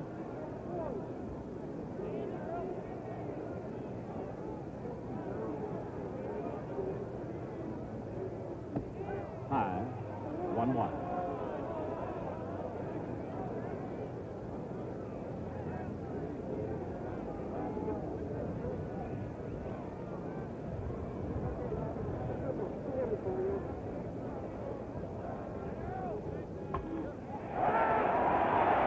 Great play by Parker, and on to Reed. Wes Parker with one of the finer fielding plays of the series.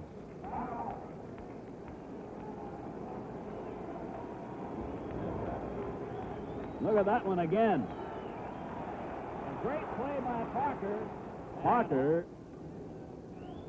kept Batty from coming up with conceivably a 2-base hit, although Batty's not very fast. The Dodger right fielder would have had a long way to go. So 1 away. Here's Bob Allison. Struck out in the second and hit a 2-run homer in the 4th.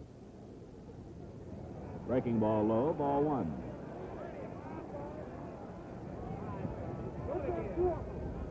The man at the plate right now came up with perhaps the fielding gem of the series. Fastball low and away, ball two.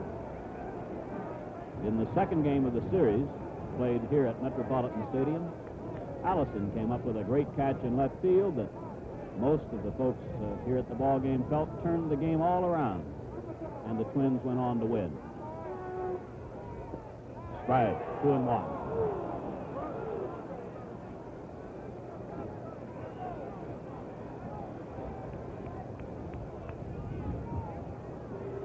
The left fielder now has the difficult field to play as far as the sun is concerned, and the shortstop and third baseman on anything hit in the air. Strike two. Reed concentrating on keeping the ball away from Allison. The count was no balls and 2 strikes with Osteen pitching when Allison homered.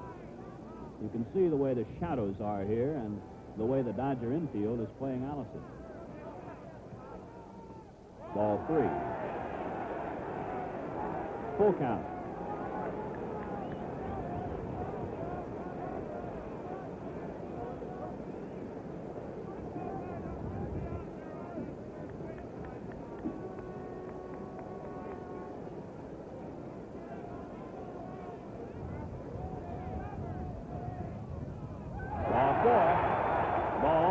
Backstop, but Allison will be satisfied with a walk.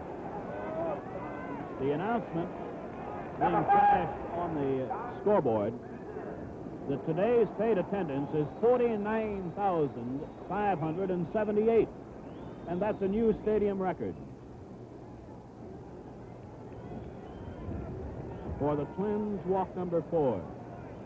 Mincher walked in the second and grounded out second to first in the fourth. 3 hits in the series. Twins 2, Dodgers nothing. Bottom half of the 6th inning, Allison on first with 1 out. Right-hander Howie Reed on in relief of Claude Osteen.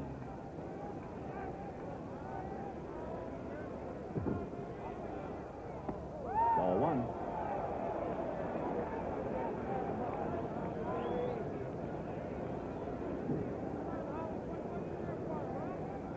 Twins bullpen now. The Twins have switched to right-hander Johnny Clipstein.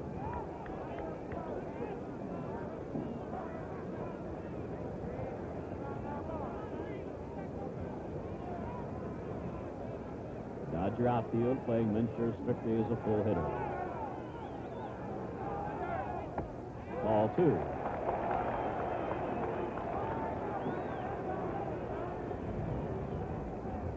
Johnny Clipstein in the Twins bullpen.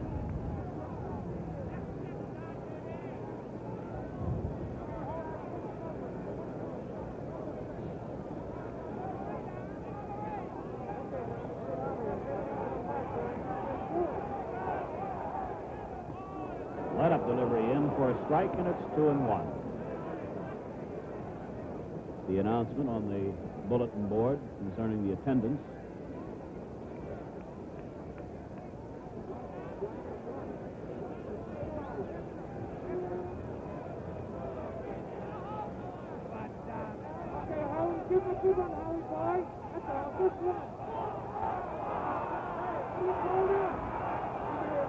Dodger first baseman Wes Parker not holding with Allison.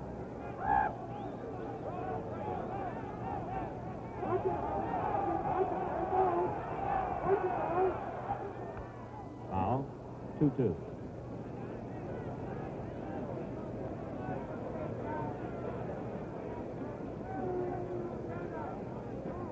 To my knowledge, manager Sam Mealy has made no definite statement concerning who will pitch the 7th game, if there is one.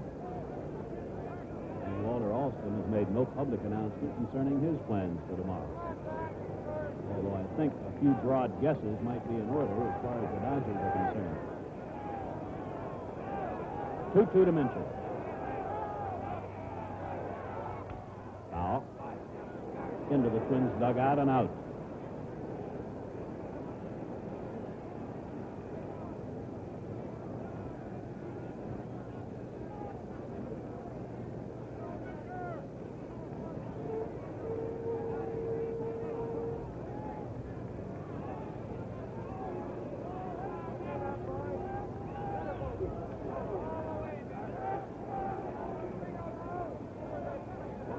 Gillian is well off the line at third. 3-2. Now we'll see if Allison is going.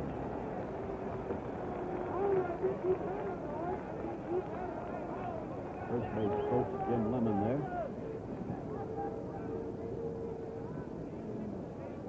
Allison stole 10 bases in the regular season.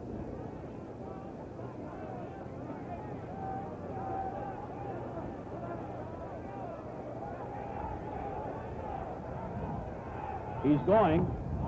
Strike 3. Safe.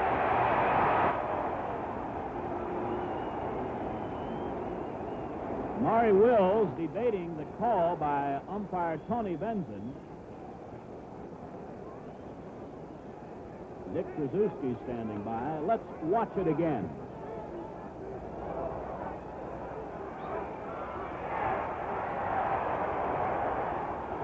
So with 2 down, Allison at second base. And here's Frank Quillisi with first base open and Jim Grant scheduled to bat next. That was Reed's first strikeout. Quillisi called out on strikes in the second, walked in the fourth. Roseboro to the mound. The Twins leading by 2-0.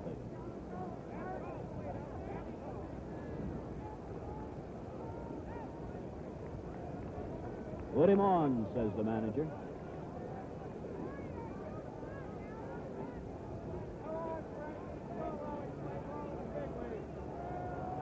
Ben, being the forgetful type, could I ask you a statement I think you made at the start of the game? No team has ever won 4 in a row after losing the first 2 games. Is that right? That's right, Ray. The Dodgers in 1955 lost the first 2 games of the series and came on to win it, but they did not win 4 in a row. And then the Dodgers of 56 won 2 in a row, and then the Yankees came back to win it, but again, not 4 in a row. Ball 4 to Frank Quillisi. Here's Jim Grant.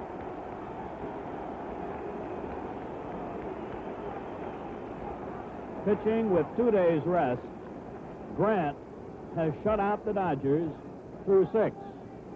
6 times at bat for the Dodgers. With a bat in his hand, he has popped up and grounded out.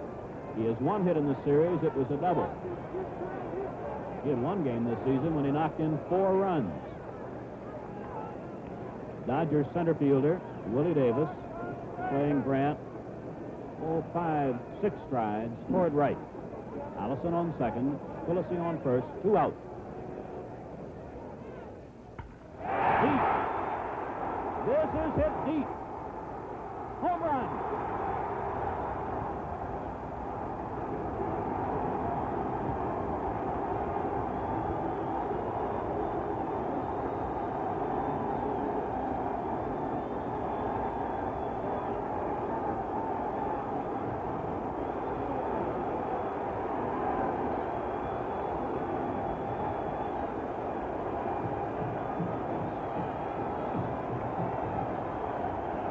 Look at this one again.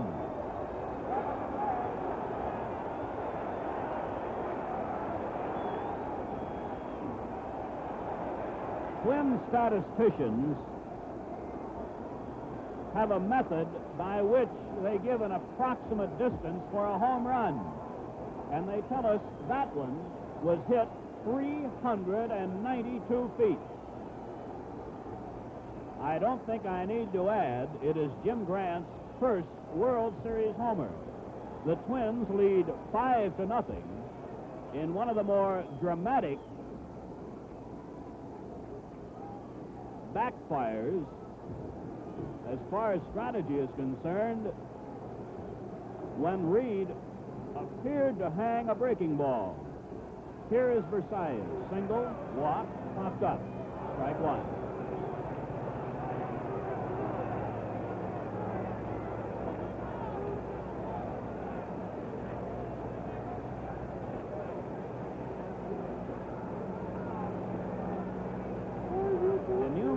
Statistics are kept concerning World Series play, of course. Strike 2. And Vin right now, acting for both of us, is scanning through all of the myriad of statistics that are kept on World Series play to see if there's a department that reads home runs hit by a pitcher. We'll have to perhaps leave it for another time. 2 strikes on Versailles. Low, and it's 1-2.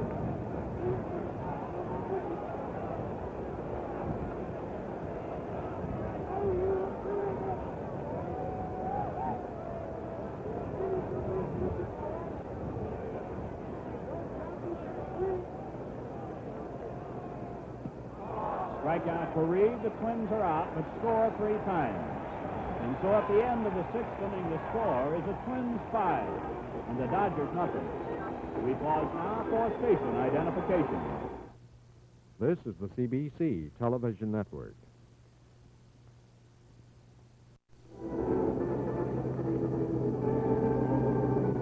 As we watch these major leaguers, the best at their profession, we could pass along a thought here that there is no single training ground from which will come the big leaguers of tomorrow, and because of that, baseball must see to it that it contributes to the rapid growth which the game currently enjoys. And this is a responsibility which professional baseball in this country both welcomes and respects. In the Dodgers' 7th inning, with the Twins leading 5-0, using exclusively the long ball, Allison's 2-run homer, the Twins' 5th of the series, and Grant's 3-run homer, number 6 to the Twins in this series. Fairley is 1 for 2. He singled for the first hit off Grant in the 5th inning. First time up in the 2nd, sent a fly ball to center. 5-0 the Twins on 5 hits to 3. Fouled away, strike 2.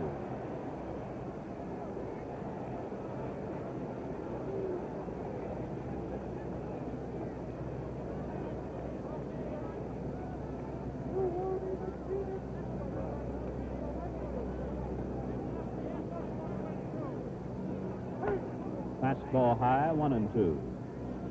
Grant has 3 strikeouts to his credit today. He has issued no walks.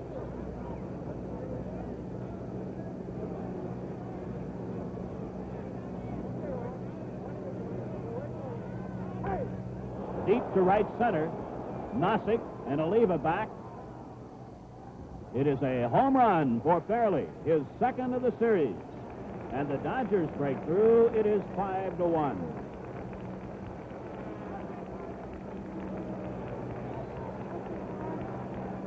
Number 41, Lou Johnson. Ron Fairley gets his 10th hit, 2nd home run. Here is Lou Johnson, hitless and 2 at bats. He is fouled out and grounded into a force out. The home run by Fairley, the Dodgers' 4th hit of the game, accidentally fouled back for strike 1. And Fairley's home run traveled over 400 feet. It landed in the Twins' bullpen.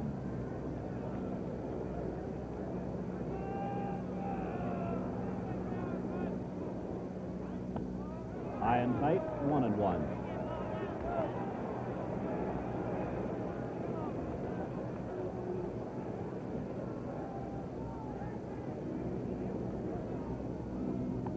Over his head, ball 2 and strike 1.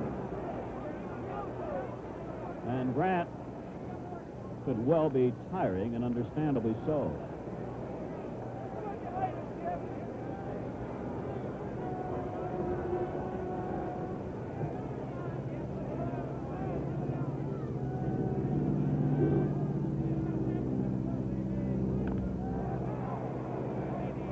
Foul, 2-2. The Dodgers have left 3 men on. In the 5th inning, 1, and in the 6th, 2.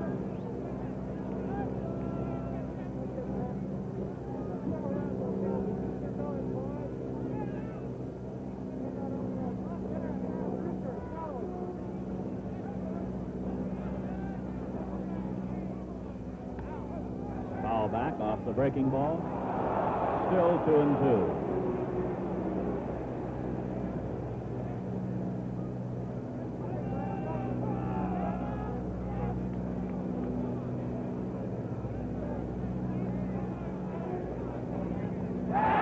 Strikeout on the curveball.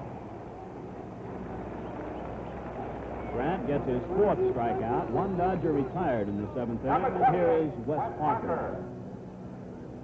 In the Dodger bullpen, veteran left-hander Johnny Padres. For the Twins, it is again Al Worthington and Jim Merritt.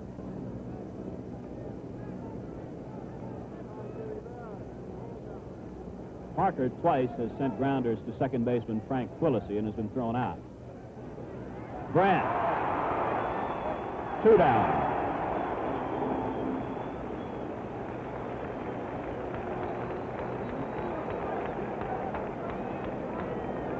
Here's the Dodger catcher, Johnny Roseboro. Safe when his pop-up was dropped by Killebrew in the third for an error. Called out on strikes in the fifth inning.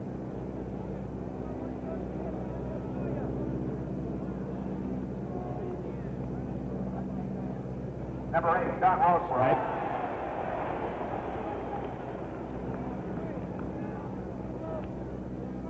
Padres and Karanowski again. Fastball inside at the letters, 1-1. The Twins, the right-hander is Worthington, the left-hander is Merritt.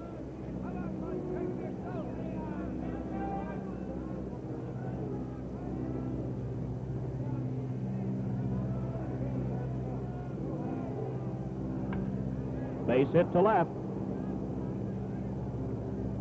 Second hit of the inning and fifth of the game off Grant. Roseboro just content to go with the outside pitch, and with 2 down in the seventh and a run in on Fairley's 400-foot-plus homer, the batter is Trzaskowski. Called out on strikes and slapped a curveball into left for a base hit in the sixth inning. It was Trzaskowski's second hit of the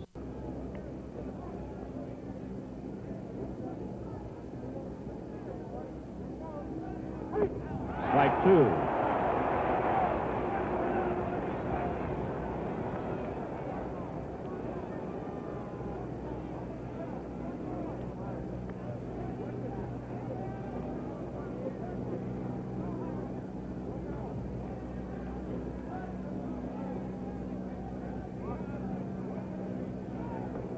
A little high for 1-2.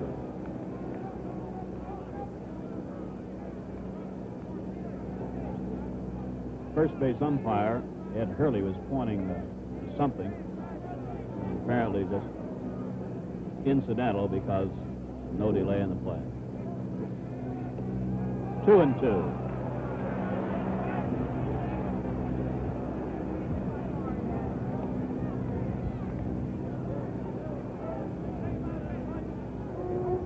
As Vin Scully pointed out, the Twins had activity in the bullpen from the very start of the game. Lefty Jim Merritt was up when the game started. Center fielder Joe Nozick. The Dodgers are out. One man is left, and a run is scored. And so at the end of 6.5 innings, the score, Minnesota 5, the Dodgers 1. This Sunday, NBC will present 3 regional American Football League games. The Buffalo Bills will face the Kansas City Chiefs, the San Diego Chargers will meet the Boston Patriots, and the Denver Broncos and the Houston Oilers meet at Denver. That's AFL football live, mostly in color and exclusively on NBC. Check your local listings for the game and time in your city. In the seventh inning, the Twins leading the Dodgers 5-1 and seeking to extend the series to 7 games will send up the center fielder Nozick, the right fielder Oliva, and the third baseman Killebrew. Nozick is hitless in 3 trips today, 4 hits in the series. High and inside, ball 1.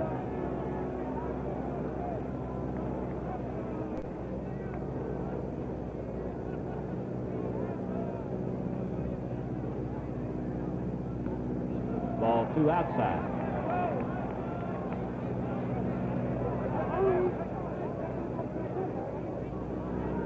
Reed is scheduled to bat first in the Dodger 8th inning.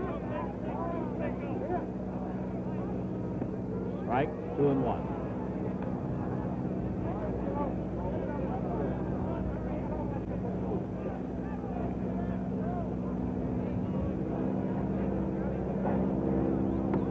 Strike two. Dodger pitchers have walked 5. 2 of those walks scored on Grant's homer. The Dodgers have committed 1 error. That error was cashed when Allison followed with a home run. Strikeout. The 3rd for Reed. 5th for Dodger pitching. Here is Tony Oliva. A single in 3 at-bats. Tony Oliva. Twins leading 5-1, last of the 7th.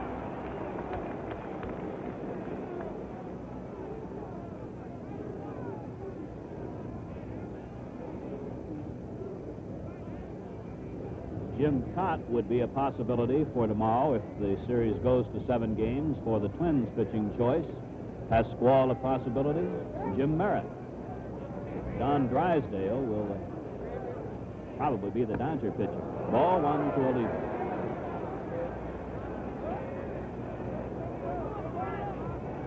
But a winter's rest follows the 7th game of the World Series, so as has been said so often, everybody could get the call tomorrow. Ball 2.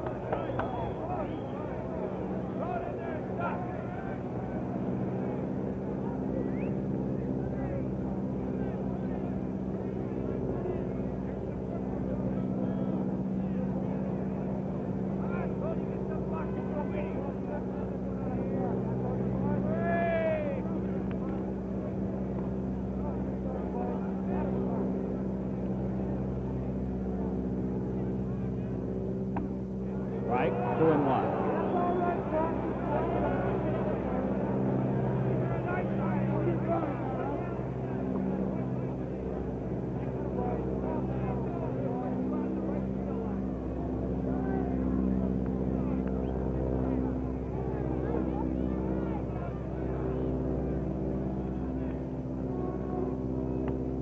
Strike 2.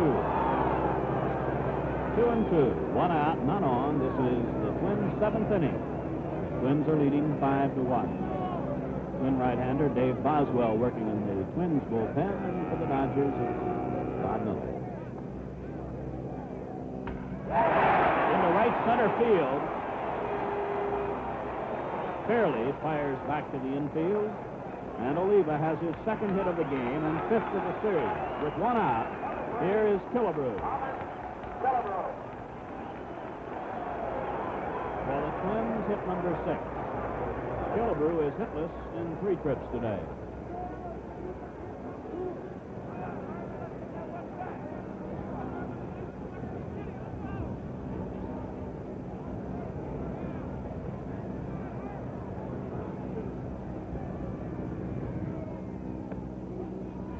Ball 1.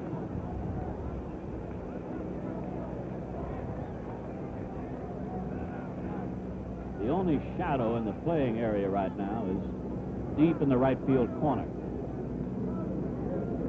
Howie Reed came on in the 6th inning and has given up 3 runs.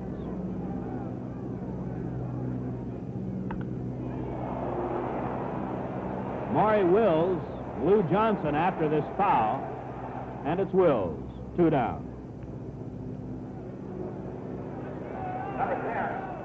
With Oliva on first and 2 out, to the plate comes Earl Batty. He is tripled, walked, and was retired on a brilliant fielding effort by first baseman Wes Parker.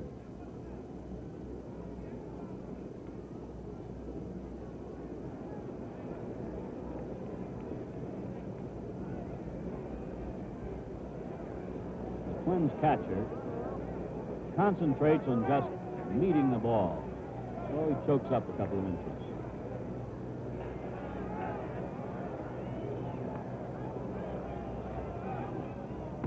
Strike.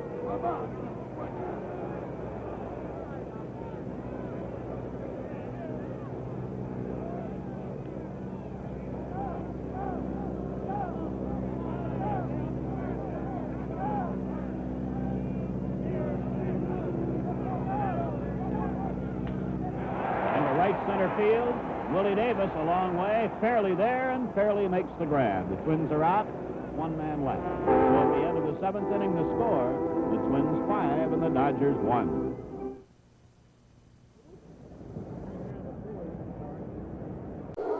Seven inning totals for the Twins 5 runs, 6 hits, and 1 error. The Dodgers 1 run, 5 hits, and 1 error.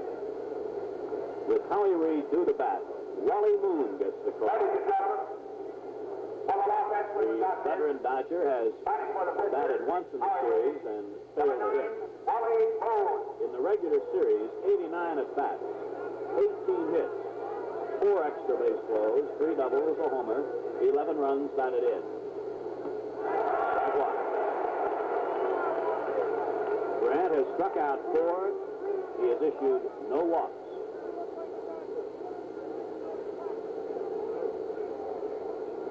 Time called by the plate umpire.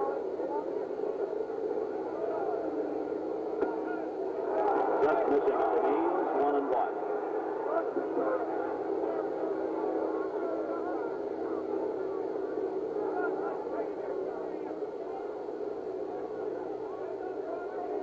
Plate umpire Ed Fargo took a couple of steps toward the Dodger dugout. Apparently one of the Dodger players was sitting up on the top step and he's asking to move. Ball 2 and 1.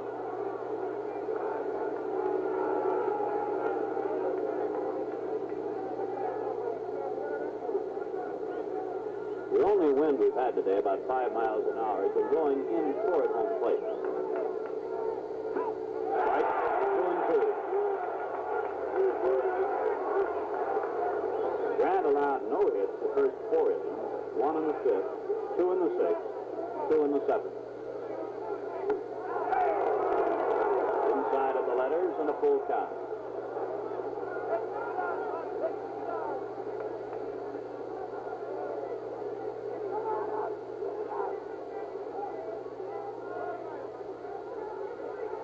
Foul back. I'm sure you've noticed Grant wastes no time at all. He's always a threat to pitch a game in about 2 hours. He'll fittingly say, with the sort of stuff I have, I don't want to think about it too long. Just get the ball up to the plate. Second baseman Frank Quillisi, to Mincher, 1 down. This Saturday, NBC will telecast one of the top college football games of the year. When undefeated Texas meets undefeated Arkansas in the NCAA game of the week. That's at 4 Eastern Time, 3 Central Time, live and in color, exclusively on NBC. And remember that before each college football game, the Bud Wilkinson NCAA preview show. Here is Maury Wills. Today, a single in 3 trips. In the series, 11 hits, and that's tops.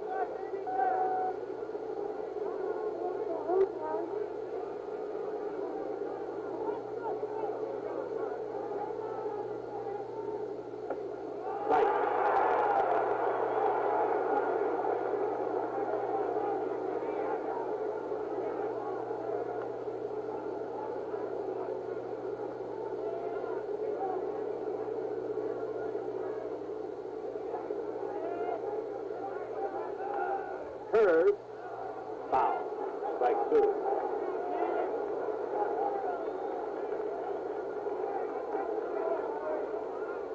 Tony Oliva retrieving the ball.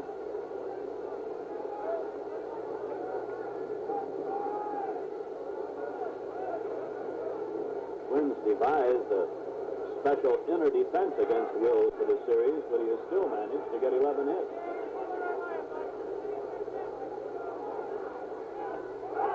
1 and 2.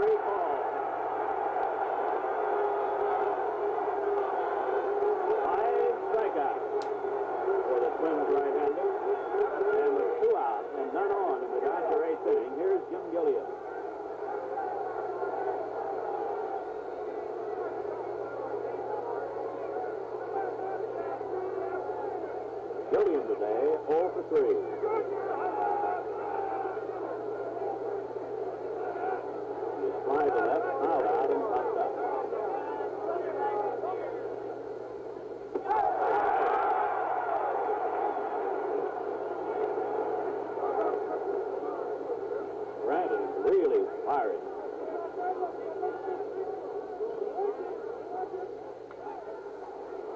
To Versailles. Still got it.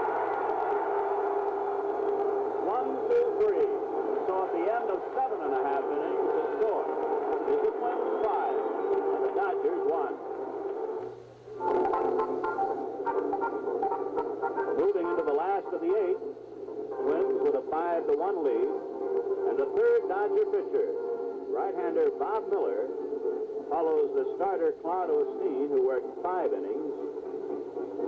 Reliever Howie Reed, who went 2.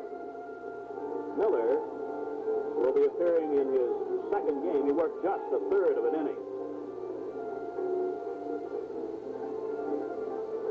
In the regular season, Miller appeared in 61 games, won 6, lost 7, 103 innings. Bob Allison will be the first man to face the Dodger right-hander, and Allison talked of the contrasting backgrounds between this ballpark and that in Los Angeles. Well, to start with, the background in L.A. Is not quite as wide as the one that we have here at Metropolitan Stadium, and there are people who sit in the center field area in L.A. More or less kind of close this background up a little bit, and when the pitcher throws a little bit sidearm or throws a big breaking curveball, you will lose the pitch in the crowd. Now, of course, we don't have the problem here at Metropolitan Stadium because it's much wider, the background is much wider, and the crowd is not as close to the background.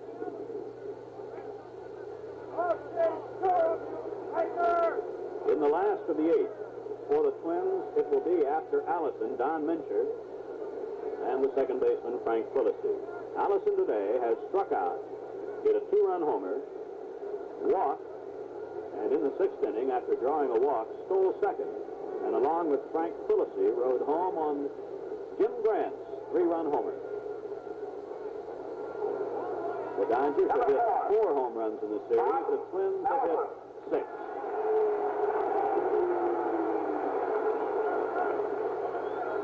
Howie Reed worked 2 innings, allowed 2 hits, struck out 3, walked 2, and the 2 walks were costly because Jim Grant's homer came with those 2 men aboard, the men who had walked.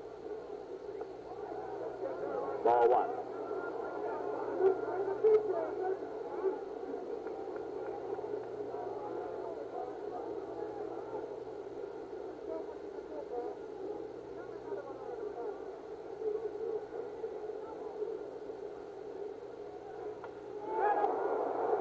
Shallow right, Krzyzewski back, fairly on, 1 away.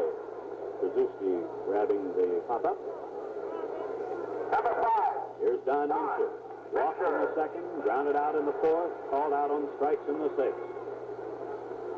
3 hits in the series, including a homer.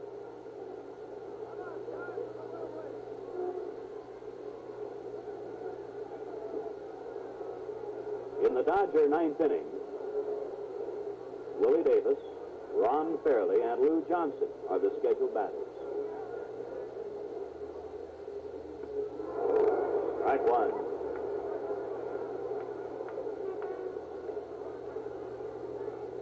The game started with temperature of 54 degrees. It's scheduled to go up to about 60.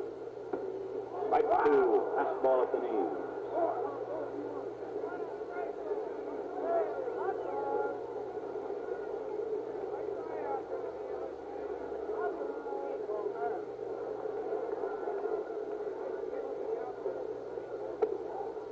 A ball high, 1 and 2.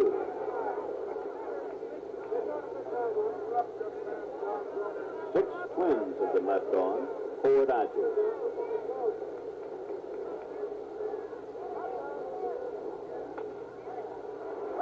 Second baseman Krzyzewski, 2 down. Here's Frank Quillisi. Called out on strikes in the 2nd, walked in the 4th, and drew an intentional walk in the 6th. It was in the 6th inning when manager Walt Osteen, playing percentage baseball, ordered the walk to Quillisi, but then Jim Grant, with 2 on and 2 out, hit the first pitch to him from Reed for a 3-run homer. Ball one. Lynn Scully did some digging and found out that Lou Burdett was the last pitcher to hit a home run in the World Series. He did it, I think he said 1958. Center fielder, Willie Davis. Twins are retired, 1-2-3, so at the end of the 8th inning, the score is the Twins 5 and the Dodgers 1. While the World Series, of course, brings the spotlight of sports directly on Metropolitan Stadium here in Minnesota, people in the game recognize that the place it enjoys in America is a result of a lot of contributing factors. College, high school baseball, a part of it. All of it bringing baseball to its current high degree of interest. A strike call to Willie Davis, who is 0 for 3 today. Jim Grant trying for his second win in the series, trying to bring the Twins even at 3 games apiece. Pop-up.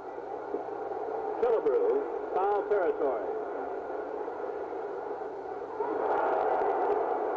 One away in the Dodger 9th inning.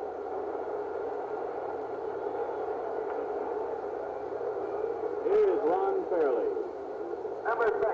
He has hit the ball hard 3 times. He has lined to center, singled to center, and hit a 400-foot-plus homer, his second home run of the series. He has 10 hits. Only Maury Wills has more, 11.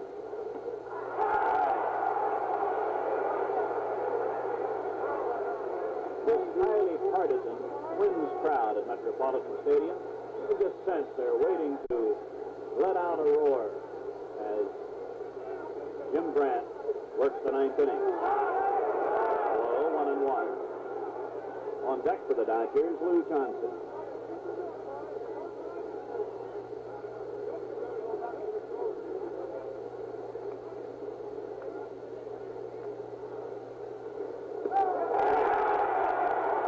Ball 1, strike 2.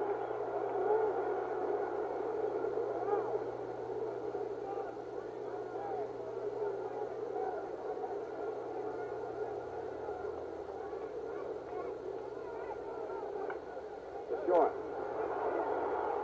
The first. 2 down in the Dodger 9th inning. The Twins with a 5-1 lead. And here is the left fielder, Lou Johnson, hitless in 3 trips.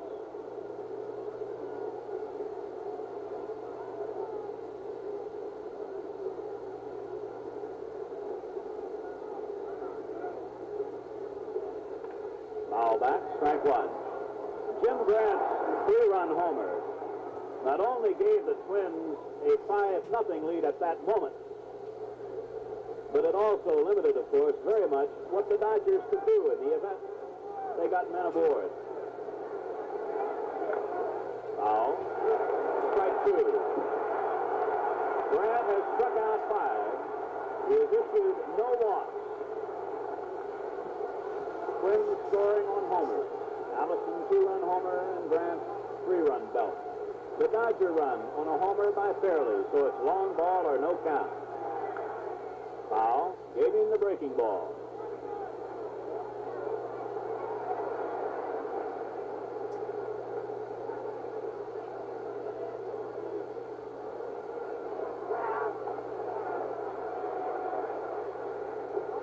Grant went 5 innings last time out.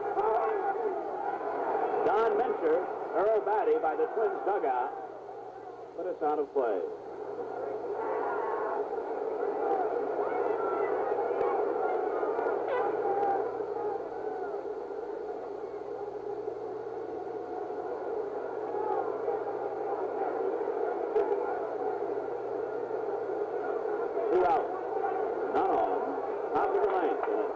Count on Johnson. Just inside. Ball 1, strike 2. Grant thought he had a strike. I have never seen Grant really what you could call thief about a call by an umpire. He just usually do what he did there. Grin and go back to work. Into left field. A base hit off the curveball. And Johnson has his first hit of the day. Hit number 6 for the Dodgers. And with 2 out, here's Wes Parker. Number 28 has hit the ball on the ground. Twice to the second baseman. And in the 7th inning, hit a high hopper that Grant speared and turned into an out at first. As Parker waits to bat, Twin shortstop Zoilo Versailles is at the mound with Grant. So the hits are all even at 6 apiece. That was Johnson's 7th hit in the series.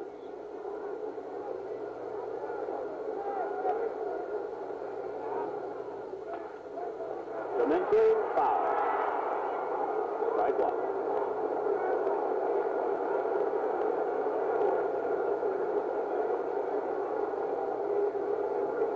Johnson returns to first. Some idle tossing in the Twins bullpen.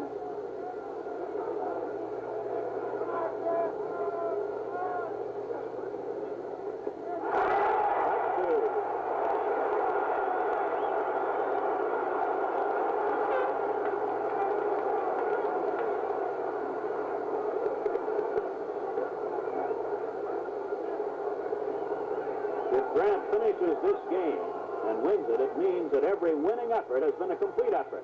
To the second baseman. To first. The ball game is over. The Twins have squared the series as Jim Grant receives congratulations from his teammates. Manager Sam Neely and the coaches. Grant wins his second game of the series. The Twins win 5-1. 5 runs, 6 hits, and 1 error for the Twins. 1 run, 6 hits, and 1 error for the Dodgers. In a moment, we'll review the highlights of the game for you.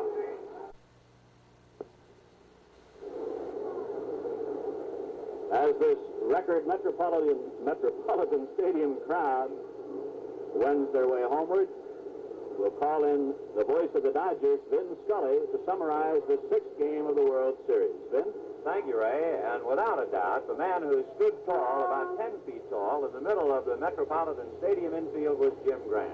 The right-hander from Coochie, Florida, turned in one of the great efforts, and certainly just when his club needed it. The cold stats do not tell the story.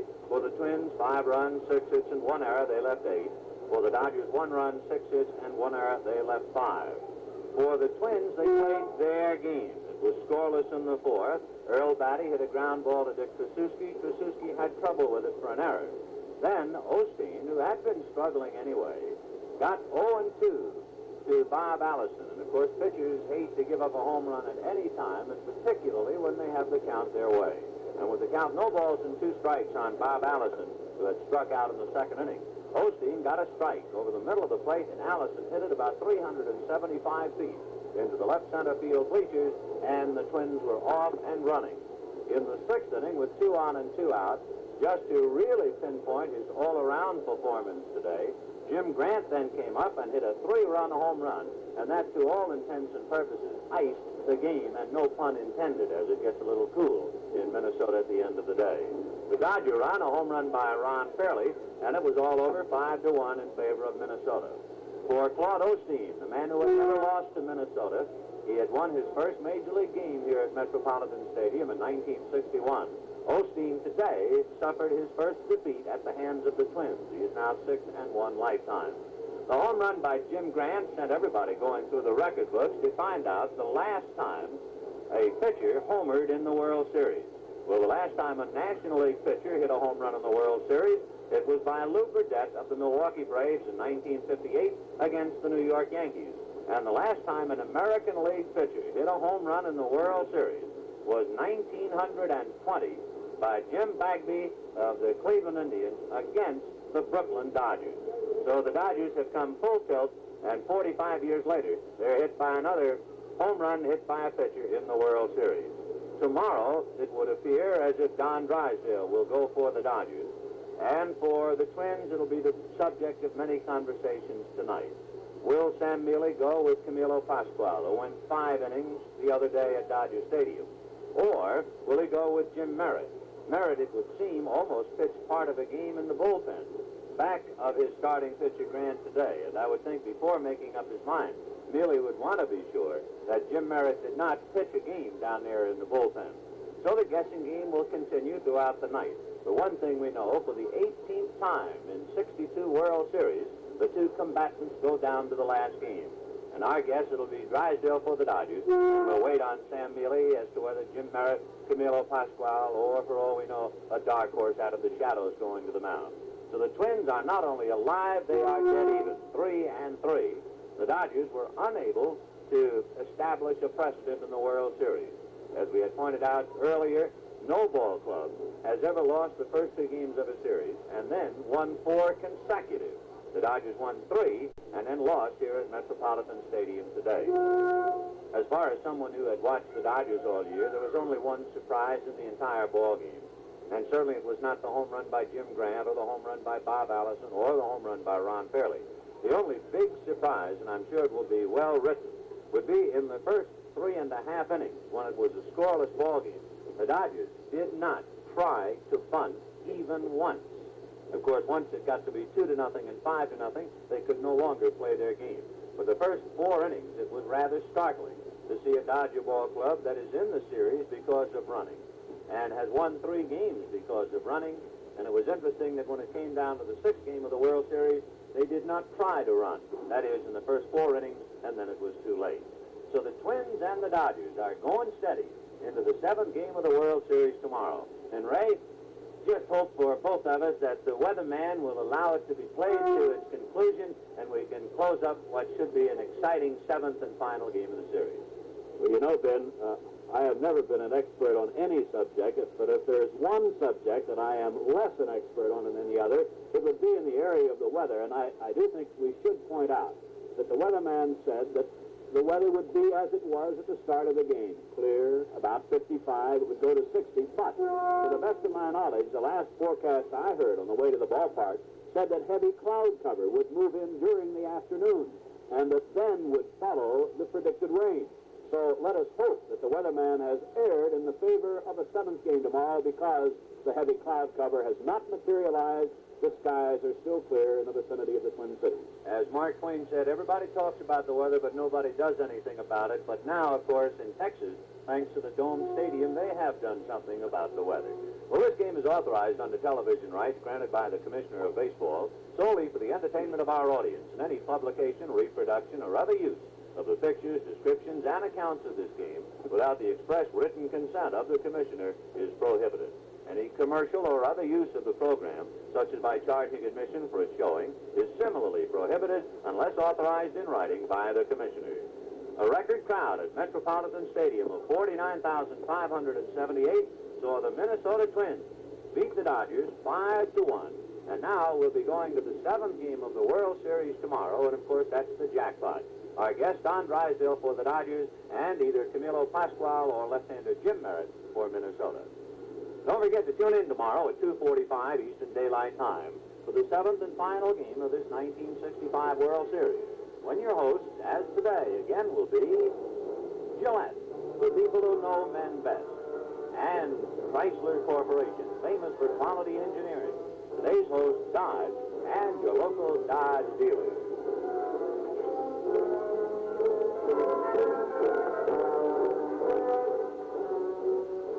Secret Agent Robert Salt.